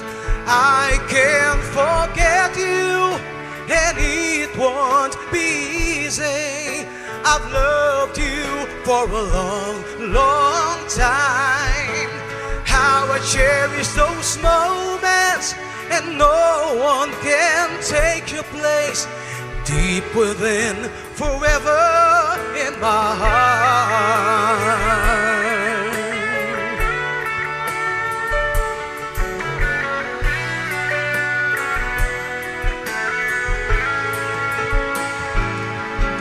I'll keep this love burning in my heart. I hope somehow along the way our love will always meant to be. Oh, please believe in me that I need you. I need your love. I can't forget you, and it won't be easy. I've loved you for a long, long time. How I cherish those moments, and no one can take your place. Deep within, forever in my heart. I can't forget you, and it won't be easy. I've loved you for a long, long time. How I cherish those moments, and no one can take your place. Deep within, forever in my heart. Girl, I need you, I need your love. Girl, I need you, I need your love. Girl, I need you, I need your love.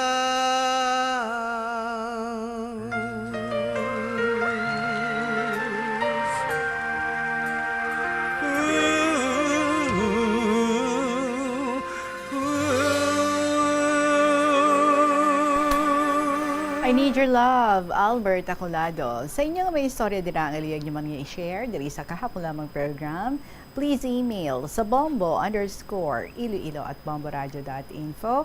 Pwede yapon nga isulat kamayin tapos ipadala lang sa kahapon lamang program DYFM, Bombo Radio Iloilo, Sky City Tower, Mapa Street, Iloilo City. Ang unang sulat natin nga pagabasahon today, actually ang request ni is May 1. But since wala kita nakalabot sa iyang letter kahapon, 2 stories, no? Medyo may kalabaon gamay and nag-fit lang siya sa isa ka oras nga aton nga pag-updanay, and it's all about Labor Day. So today natin basahon, Lola Mongkay, I hope okay lang sa imo. Basahon ko imo nga letter for today. Dear Tita Regine.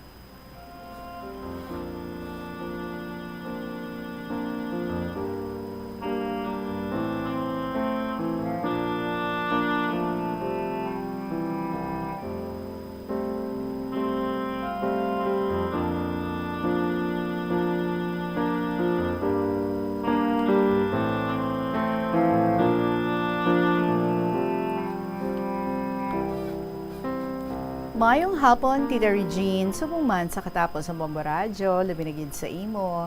Dugay man nga wala ako kasulat sa imo sa programa mo, kahapon lamang program. Pero nagapamati gid ko permi, adlaw-adlaw. Inatungod, amo lang gid ini ang ginakalingawan ko. Labi na gid sa drama, Tuyang Ermitanya. Labi na gid ang away ni Tagoy kag ni Alvina ay kahakahalamutan kag madula manlibog mo kun kaisa. May leksyon ka man nga makuha. Tita, mahatagid ako or mangayo gid ako pasensya sa sulat ko ha, kung may ara sa lao, kung kuris-kuris. Inatungod, kung kaisa ay gakurog-kurog ang agi ko sa pagsulat. Kung ara ako sa malain nga ginabatsyag, apang gatinguha, gid ako nga magsulat sa imo. Nadamdaman mo tita, nga nagsulat ako sa imo sa primero, nga tuhoy sang pagbata ko, nga may eclampsia ako, kagin cesarean ako, lipong ako, pagdalon sa hospital. Inatungod, ginawayan pa kung sino ang magasto sa akon, kung ma-hospital ako. Apang, nadalagid man ako sa hospital. Pero grabe na ang pamatsyag ko. 3 ka adlaw, kag 3 ka gabi ang pasakit ko. Sang tapos nga maoperahan ako, naglibog ang ulo sang bana ko, kung sa ano ako magawad sa hospital. Nagmuno pa ang bana ko, nga mapaipit na lang siya kuno sa jeep, agud nga may magawad sa akon sa hospital. Sang ulihi, naluoy man ang ugangan ko nga babae, ginbaligya yaman ang parte sa duta sa iya ginikanan, kag gingawad ako sa hospital. Ang ginbaligya gali nga duta sa tong year 1972, 4 hectares. Nagabili ato sang 7,000 pesos lang. Ang balaydan sa hospital, 1,400 pesos lang. So ibalik ta Tita Regine, sang pagwa ako sa hospital, nagbisita ang 2 ko katiya sa akon, nangumusta sa akon. Ari, hambal ko, nakalampuwas sa kamatayon. Ni, hambal sa tiya ko, magintala na ang mahal nga Diyos sa imo, kung nga aging buhi ka pa. Apang, sang nagligad ang tinuig, nalipatan na atong problema parte sa pagbata ko. 9 na katuig ang bata ko, lalaki ini. Nangayo ang bata ko, nga gusto niya, may utod siya nga babae. Sadto nga tiyempo, nagasakay pa ining bana ko sa batel, tiyambal sa bana ko, paano kami ni nanay mo maghimo bata, kay hindi ka man magbulag sa pagtulog kay nanay mo. Ti, kung mag-abot ka, bayaan nyo lang ako sa kwarto eh. Hambal niya. Kung tawgon ko si nanay, dira ka lang noy. Ti hambal sang tatay. So sa laktod nga istorya, nagbusong nagidman ako. So ari naman ang kaproblema. Kay naukayan ang ginbaligya nga duta. Nga wala pa gani ninyo pagbayadan ang duta nyo sa duta, ang ginbaligya, nagbusong-busong ka naman. Ay naakig ang ugangan ko nga babae. Babae, lang bala iniling. Hambal ni ugangan lalaki. Ang ugangan ko yung nga lalaki nga ini, mabuot. Always yes lang gid ini kay babae. Sunod-sunuran lang gid kay babae. Nagpasiti ako, kay ginabanta-banta ko man kung saan ubadungka ang ginasakyan nga batel sang lolo ko. Bacolod, Iloilo ang biyahe nila. Ti sad to Bacolod pa, no? Ang soft drinks nga ini ginakuha. Ti Bacolod pa lang sad to, karon ara na sa isa ka banwa, diri sa Iloilo. So ginistorya ko ang bana ko. Pauli anay, kag biyading utang mo. Gilayon, naglisensya ang bana ko sa tiyo ko, nga amo ang kapitan. Sining ginasakyan nga batel sang lolo ko. Gilayon, ginusayan sang bana ko, kung pilatanan atong utang namon. Kag ginbayadan sang bana ko. Maayo, kag ginlista gali isang ugangan ko nga babayi. Ang ginahatag ko nga kwarta sa iya, kung magkuha ako sweldo. Ang sa ako niya, pasaborno ko man lang. Ato tana sa ila, kay ti ang laom ko, nga may utang ako nga kabalaslan sa ila. Kay ginbaklan ko man sila, kung ano man da ang kinahanglanon nila. Hambal ni babae, ang wala ko ginalista, amo ang ginapamakal ko nga duster, patadyong, gatas, beer, etc. Kung ano-ano pa. Nagalaom gid ko, nga tapos na yadto nga problema. Naga-eskwela na sila sa high school, ang mga manghod ni banahon. Sige, papanukot sa utang namon, ang mga wala mabayadi. Bisa naghahambal na ang ugangan ko, nga bayad na ang magulang nyo. Diba lang mo, Tita Regine? Sang mag-graduate si number 3, nga utod ni banahon, lalaki ini. Si number 4, babae ini. Si number 3, nagpa-Manila, kag nagpangasawa. Si number 4, babae, nagpa-Singapore. Siguro kay si number 4, nakaproblema. Mayo man tani ang kita niya sang ato pa siya sa Singapore. Nakabakal na gani si ugangan, babae duta. 3 ka mga baka. Ugaling, sa ulihi, sa magbalik naman tani siya sa Singapore, sa nagatambay siya sa Manila, may nobyo ini siya. Kag natabo sila. Kag nagbusong siya. Ti, wala sang mahimo, kundi nagproblema. Nagpauli si number 4, kag ginhulat ang lalaki, nangako maabot siya, kay mapakasal sila. Pero, wala mag-abot si lalaki. Tubtob nga nagbata si number 4. Sa ulihi, medyo nag-ayo-ayo na si number 4, naglisensya siya mapa-Manila, nangita obra. Ginpasugtan man siya. Sa ulihi, naguntat ang padala niya sang kwarta. Gali, kay nalulong sa bisyo. Amo ang sugal. May sugid-sugid, nga may ginalive-in naman siya. Apang pinabayaan naman lang ni ugangan. Kay dako naman ang bata. Kaysa dungation, pagsik pa si ugangan, maglidgid sang balinghoy, agud himuon alupi. Ibaligya ang alupi nga balunon sa eskwelahan. So ibalik ta Tita Regine kay number 3, nagpa-Manila man ini siya, kag didto nang asawa man siya. Maayo man gani ang ila pangabuhi. Sang ulihi, nag-abroad ang asawa, Taiwan. Manami na ang dalagan sang pangabuhi nila. Sang ulihi, nag-abat si number 3 sa Taiwan. Nag-apply bilang driver, nag-obra man. Sang dito na sila, nagkakita-kita man sila. Sa ulihi, nagpauli man sila dungan. Wala patay away nila diri sa lugar sa babae tungod sa pagpangimon. Sa ulihi, kindesisyonan man na nila nga magbalik ang asawa pa abroad. Si number 3, amo na lang ang nag-atipan bata nila kag magtalauma sang uma nila. So si number 3 nga ginami niya, amo na ang ika-third nga brother sa iyang husband. Si number 4, amo ni ika-third nga sister sa iyang husband, babae. Si number 3, lalaki. Si number 4, babae. Okay?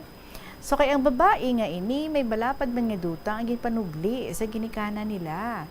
Pero sa ulihi, nabalitaan ni asawa ni number 3, ginpanahor, kag may babae si number 3. Gani ang kwarta, wala na ginapadala kay number 3. Nagdugang kaakig ni number 3 sa asawa. Pahubog na lang perming opisyo. Sa ulihi, balita ang babae ni number 3 nag-abroad man. Ginapadalaan sa babae sa rason nga maabat man ini sa abroad. Pero ang kwarta, wala ginaprocess ang papeles. Kundi, panahor, kag pahubog. Pero, wala ginamos nga hindi mapanimahuan. Sa padayon nga padala sa babae kwarta kay number 3, wala man gihapon kaabat sa babae ya.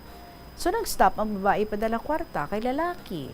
Amo kag permi na lang gapahubog si number 3. Kung mahubog ni si number 3, madumduman niya dayon ang duta nga ginbaligya ni ugangan. Amo man si number 4. Nga abala ginaukat pa nila kay nabayra naman na to. Sa dalayo nila nga ukat, gitubuan ako nervyos. Kay may asawa naman gani ang anak ko. Dalag ko na ang mga apo ko. Nag-eskwela na sa college. Kay may nakita sila sa akon nga nag-ayuhan ang pangabuhi ko. Naghimulat ako sa matadlong. Naglisensya ako nga magtrabaho sa tao, agud may ibulig ako isagod sa pamilya ko. Karon, kay may apo na ako nga engineer, kag may trabaho ang gin-adopt ko, masambit sila sa ginpangabudlay ko. Naglain gid ang buot ko sa bana ko. Sa buyayawon ako sa manghod niya, nga wala ako kabalaslan. Kung tani, sawayon niya ang utod niya. Tungod, ginlimitahan ko siya, nga tama na utang sa whiskey. Kay isa na lang ang bibilin. 5 na ka whiskey utang mo, hambal ko. Tama na nga inom. Barkada mo lang, inang ginapainom niya. Hasta ba na ko, ginasingganan niya nga Andres? Ano hambal? Asawa mo, sunod-sunuran ka. Tiginambalan ko ba na ko? Sawayon mo, utod mo. Wala sila labot sa tiyanggi ko, akon ini kinabudlayan. Pila ka tuig ubra ko, kagkasupot, agod ikapital diri. Sala na, nila na, kay may asawa sila nga abroad. Wala nila ginahalungan, ang ginapadala sang asawa nila. Amo man si number 4. Wala man ko kabalo sang obraya. Ida Regine, tumabuang ako sang gaginawa sang malain nga tinaga. May ipabuldos ang balay namon ni number 4. Tignan pa lang kung bana ko. Ipabuldos. Pabay di 200,000 ipabuldos. Hasta sa ulihi, ginakusar ang bana ko sa barangay. Kay pahalinon kami sa duta nga ginaestara namon. Nagsungka man ang bana ko. Upod ang utod niya nga babae. Pagabot sa barangay, ginhusay sila. Pahalinon si magulang, gaestar sa duta niya. Pahalinon, tungod nagbaligya na sang duta si ugangan bayi, tungod lang sang pagbata ko. Buhi pasadto ang duha ka tigulang. Nagasabat ang iloy nila, ginbayada na ato. Testigos man ang duha ka utod nga babae, hindi sila gusto nga pahalinon si Toto, kaya ang amon parte ihatag kay Toto. Di man gali. Kabuot man gali sa mga utod mo, kay ang duta nga ginaistara namon, iya iniduta ni ugangan lalaki. Amo ina, kung mahubog naman gani si number 3, gagwa ang pag-inisipay ni number 3, kag ni number 4. Parte sa balay nila ni ugangan, kung sino sa ila laban gasto. Sa ulihi, ginlagas ni number 3 si number 4 binangon, naglain pamatsyag ni ugangan babae sang inaway nila. Halinan pag-atipan sa tigulang, parehong malang ina sila nga duha. Si number 4 halin sa aga, hapon na mag-abot. Si number 3 halin aga, kaagaho na mag-abot, halin sa ilimnan. Si Banahon, masako sa uma. Kung ara sa balay, maatipan niya ang tiyanggi namon. May baka nga atipan nun, karabaw, kanding nga ginasagod. Kung tubas ang humay, gahatag si Banahon isa kasako. Si number 2, gahatag isa kasako. Ang asawa ni Agot, gahatag kwarta, 500 pesos. Kaya ginabaklan sudan, karne, isda, plus groceries. Number 5, kwarta ka grocery. Una, si ugangan lalaki na patay. Pagpatay ni ugangan lalaki, hambal ko sa bana ko, istoryahin ninyo nga mag-utod ang pag-atipan kay nanay nyo. Kaya ako iya, mabalik sa akon obra. Hindi, Regine, hasta lang diri anay, kay ginatuyo na ako, pero may sugpon pa ini. Kung paano nag-ayuhay sila nga mag-ulutod. Ang masiling ko lang sa naga-abroad, halungan nyo gid ang kwarta nga inyo kwarta kag ang ginahulat sa ginapadala halin sa abroad. Halungan nyo gid ang kwarta. Siguro nga hindi inyo kwarta, no? So hindi man pagkamasaa kag hindi man pag ipadayaw-dayaw. Maluoy kamo sa nagaobra sa abroad. Ang tagpadala, Lola Mongkay or si Mosan. P.S. Pasensya Tita Regine, sa agi ko, dali-dali ko lang ini, kagun may laktod-laktod ang sulat ko. Alas 10 sa gabi ko umpisahan, alas 3:41 sa kaagahon matapos. Matulog-tulog pa ako, bisan dali lang. Sus, Ginoo. So, ari matod kong hayo, hindi na pagbasahan sa kahanginan.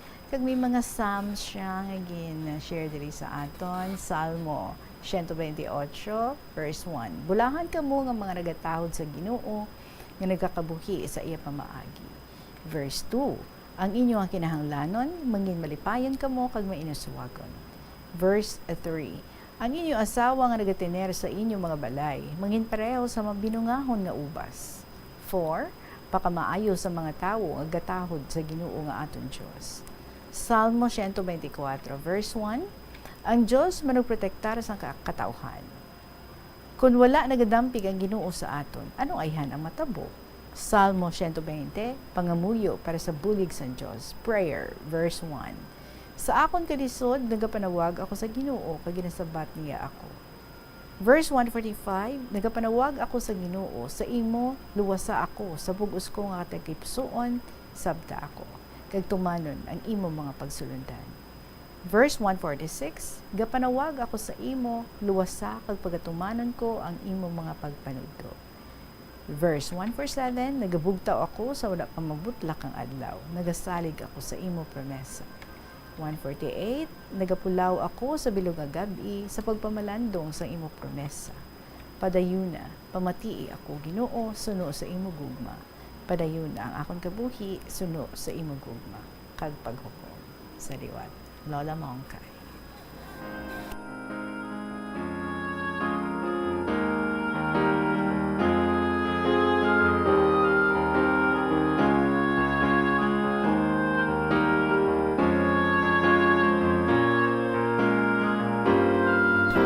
Very typical, no? Nagakatabo gid sa tagsa ka mga panimalay between sa mga mag-ululutod nga wala nagaintindihanay, wala nagahinirupay, may mga pagbais-bais, may mga pagpanukna, may mga ginamugamo, no? Pero namian ako because sa last part sa imong story you said next mo nga i-share diri sa amon kung paano nga nag-ayuhay ang mga mag-ululutod.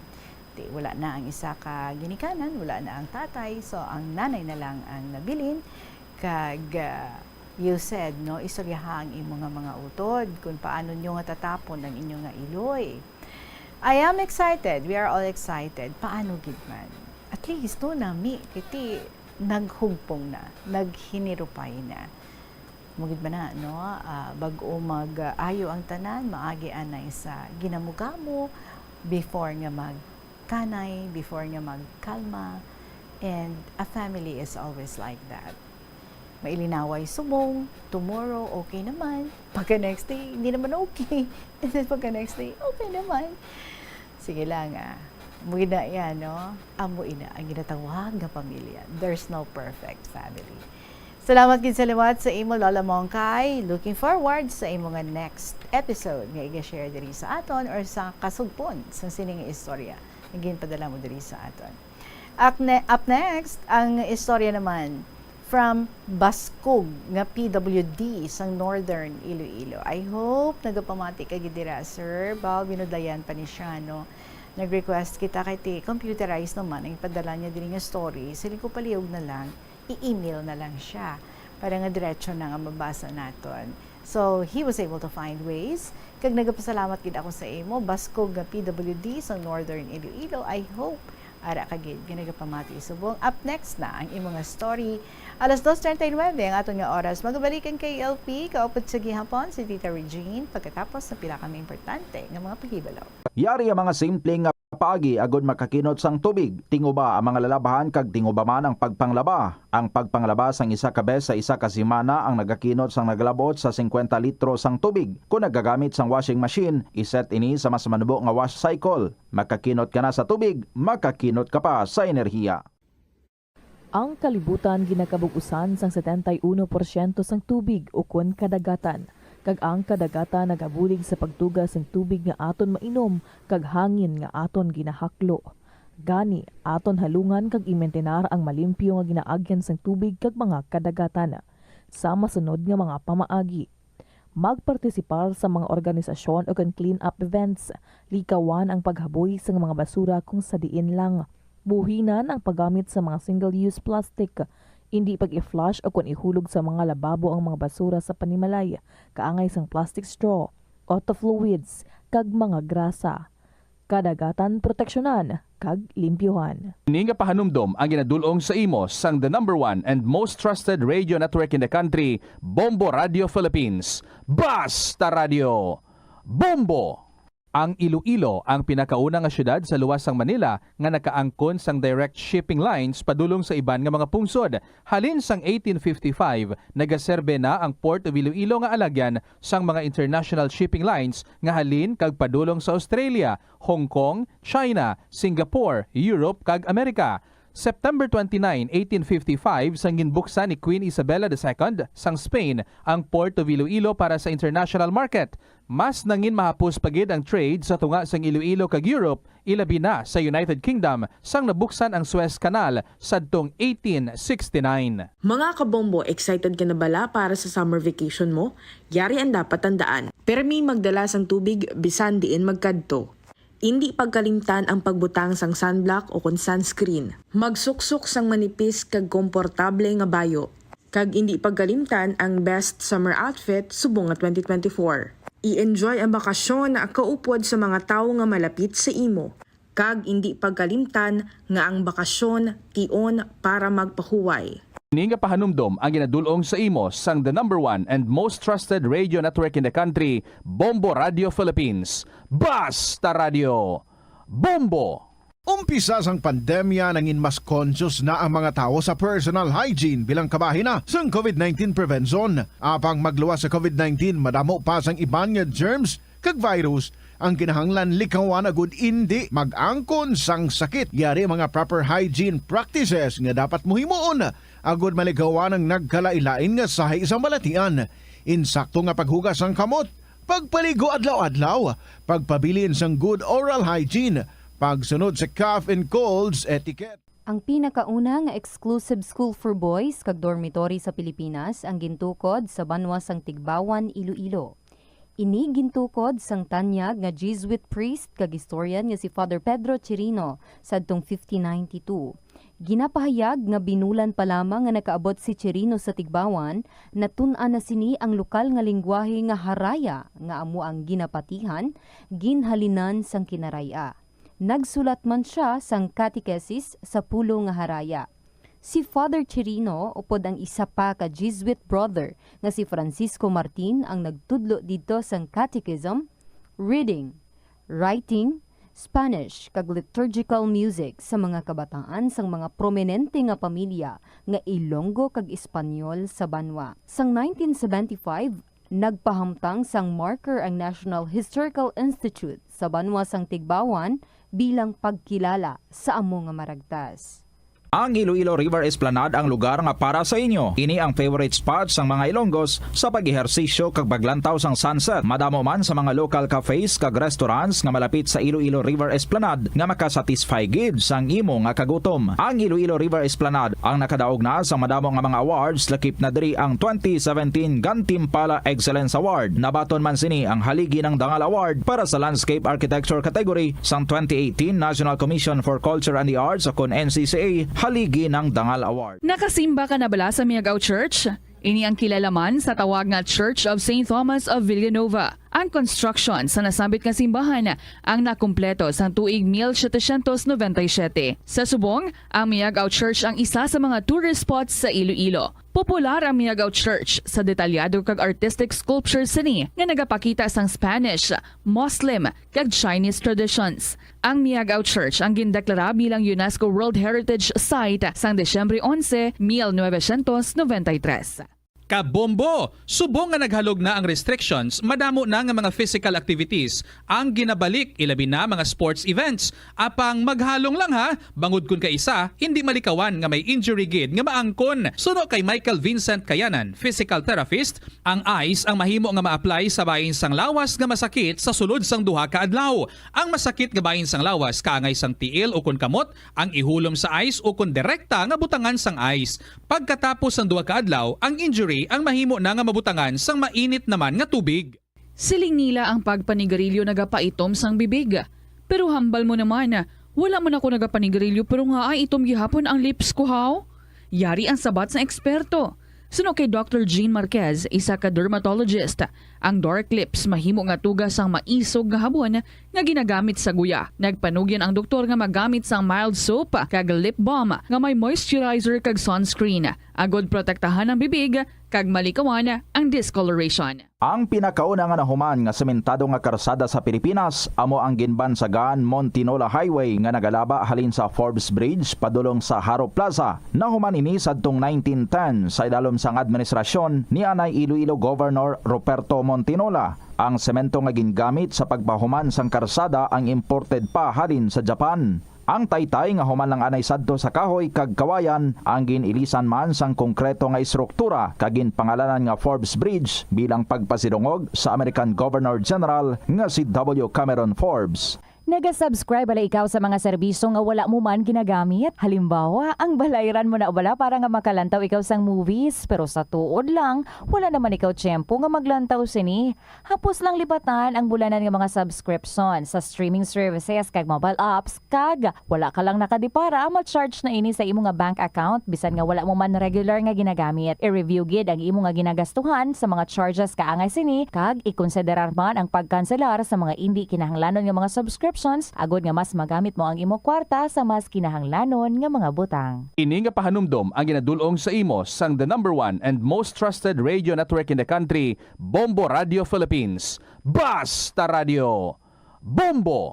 Likawan ang mga disgrasya nga dulot sang kuryente. Tabunan o konselyuhan ang mga wala nagamit nga electrical outlets. Ihaboyo kung ipa-repair ang mga electrical items nga may samad nga cords. Hukson sa saksakan ng mga electrical appliances antes ini i-repair. Hindi paghuslo na mga plug halin sa outlet nga ginabutong ang cord kay basi mabugto ini. Hindi pagpunon sa nakasaksak nga mga appliances o kon gadgets sa mga salaksakan. Hindi magtandog sa electrical appliances kung basa ang imo mga kamot. Likawan ang pagsaka o kon pagtandog sa puno o kon sangasang kahoy nga may nagalaylay nga kuryente. Hindi malikawan nga ginapangita gid sang isa ka tawo ang foot massage. Magluwas nga manami ini sa pamatyagan. Mayara man ini sa maayo nga benepisyo sa lawas. Sunod kay Dr. Tyler Wheeler, Primary Care Sports Medicine Physician, ang malipot nga. Noon sa ating next story, ari na ang sulat ni Bascog ng PWD sa Northern Iloilo.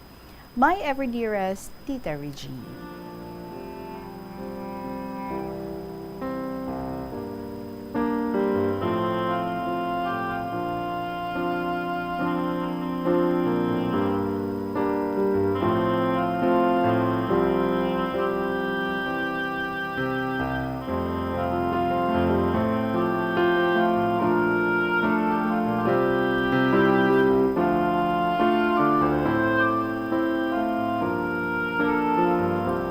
Una sa tanan, luyag ko nga magpanamyaw sa imo sa maayong hapon kag sa libo mga tagpalamati sang siningang programa kahapon lamang. Tawag lamang ako sa pangalan nga Bascog nga PWD sa Northern Iloilo. Katulad sa iban, may araman ako kasaysayan nga luyag i-share sa kahanginan. Kabay nga ining akon kasaysayan, makahatag man sang leksyon kag inspirasyon sa mga tagpalamati, Tita Regine. Suguran ko ang akon nga kasaysayan sa nag-eskwela ako sa isa ka high school, sa isa ka prestigious university diri sa syudad sang Iloilo. Hindi man sa pagpabugal, tita. Ang amon pamilya, mga maalam. Kagamuin na ang amon mapabugal, bisan pigado lang kami. Sa lipot nga pulong, sang nagsabwag sang Ginoo sang kinaalam sa kalibutan, isa kami, ang amon pamilya, ang nakasalod sa kalalaw sang kinaalam. First year high school ako, Tita Regine, sang nagsugod ang trahedya sa akon kabuhi. Amuyad to ang time na nag-expect ang akon ginikanan nga mangin honor roll ako sa klase. Pero during that time, nagka-line of 7 ako sa akon nga grades. Tungod wala ako nakapasa sang project sa akon nga teacher sa science class. Tungod sadto, ginhadlukan ako nga basi akigan ako ni tatay. Sa masubo nga palad, nag-attempt ako nga mag-suicide. Kag nag-inom ako sang damo-damo nga pain reliever tablets. Mayo lang sa kaluoy sang Dios, wala man ako maano. Kag ginhilanat lang ako for 2 weeks. Wala gid sila kahibalo sang akon ginbuhat.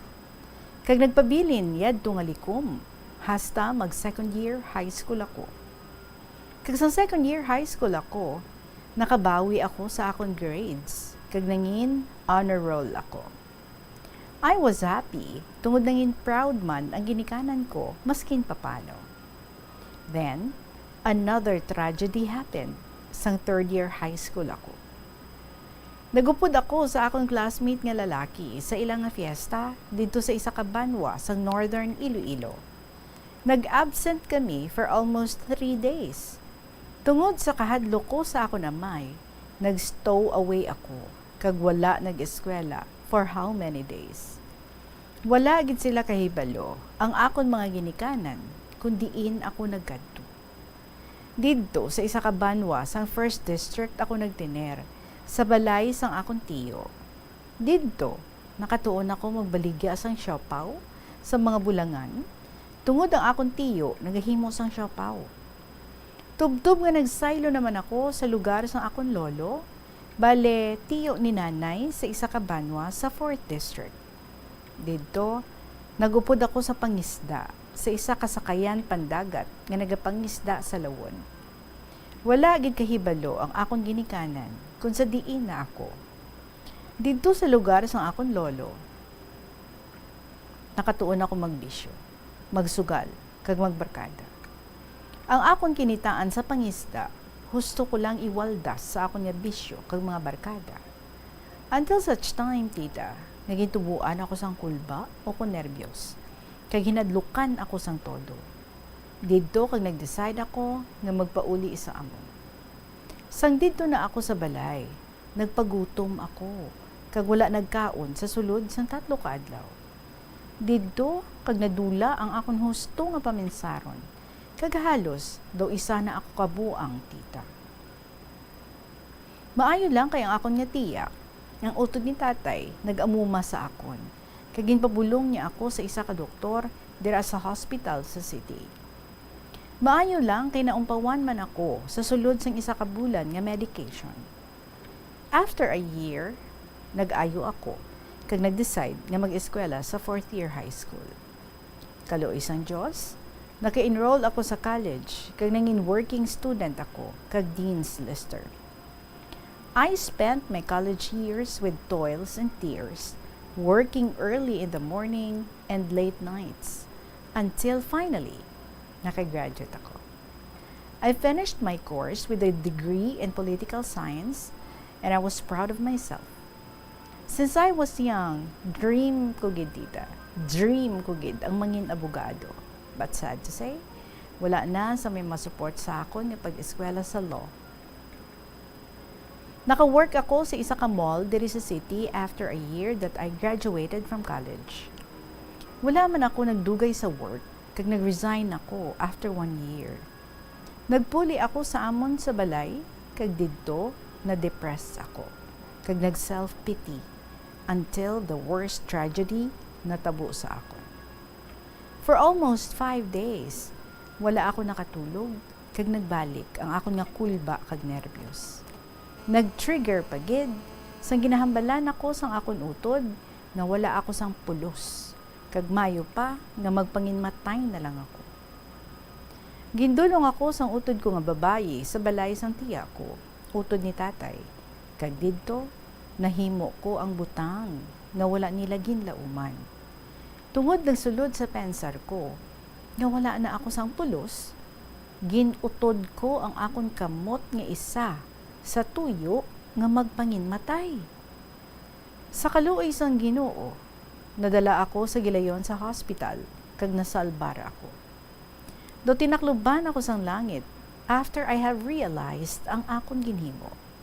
Until then, I promised to myself nga magbago kag mag-move on sa akon kabuhi.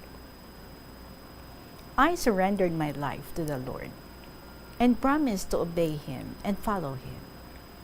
I decided to take up units in education, and I took the licensure exam for teachers, and I passed. I applied for teaching, a job, and then I was hired. But later, I resigned due to stressful work in public school. For now, hari ako diri tita sa LGU PWD office sang amon nga municipality nagatrabaho. I am enjoying my job, and at the same time, I conduct Bible studies sa mga intern students diri sa amon office during my free time. The Lord is also using me sa amon church, and I teach Sunday school during Sundays. One thing I know, tita, that once I was a prodigal son, but now the Lord has forgiven me and gave me a new life. Kabay nga makahatag man sang leksyon sa mga tagpalamati ang akon malawig nga kasaysayan, Thank you sa pagbasa mo sa akong life story. Kagabay nga mapulutan manini sang leksyon. More power sa imo program and may the Lord bless you. Ang tagsulat, Basco, na PWD sang Northern Iloilo.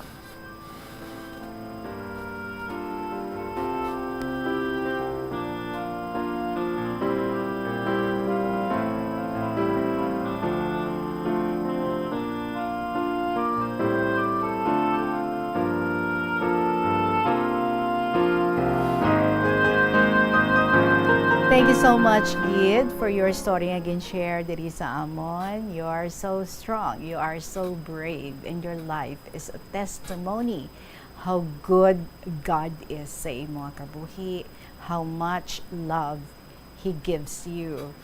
Tugid mo na, no? Only in our darkest moments would we see light.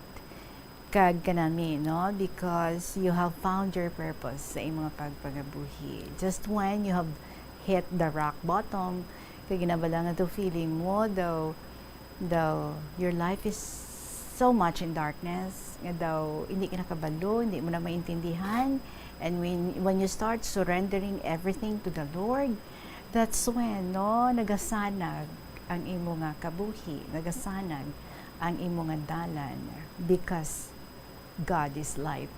Kag siya gid ang nagahatag sang meaning sa aton nga kabuhi. So everything that happened in your life is siguro, no, was a great design coming from Him, because sa ulihigali, igamito niya ikaw, mangin testimony ikaw sang iya nga pagpalangga sa imo kag kung paano nga ginahawas niya, no?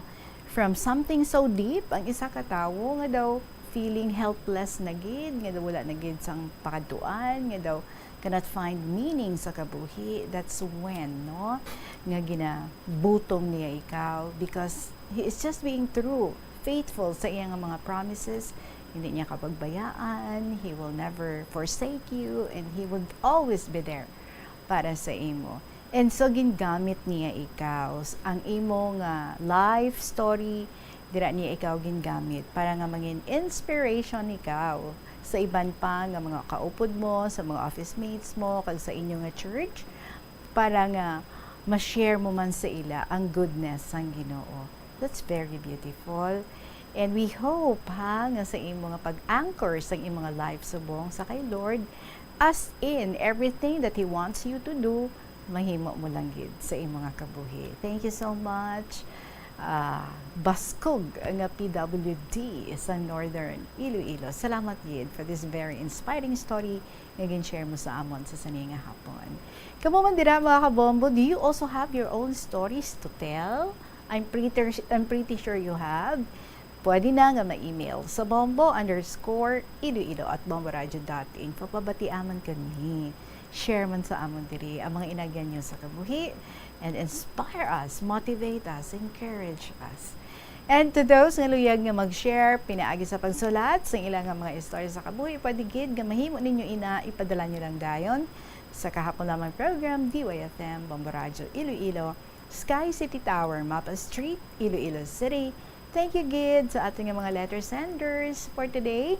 And I'll be looking forward sa iban pa nga mga istorya dira nga inyo maduyag nga ipalabot diri sa kahapon lamang program. So, until here na lang anay kita, balikay kita tomorrow. Of course, nagahulat na ang inyong mga paborito nga mga dramas diri sa Bombo Radio Iloilo, Tuyang, Ermitanya, Provincial Jail, and Dear Diary. Sige hapon, ininyo alagad. Si Tita Regine para sa kahapon lamang program. Salamat gid sa inyo tanan. See you tomorrow. Good afternoon and God bless.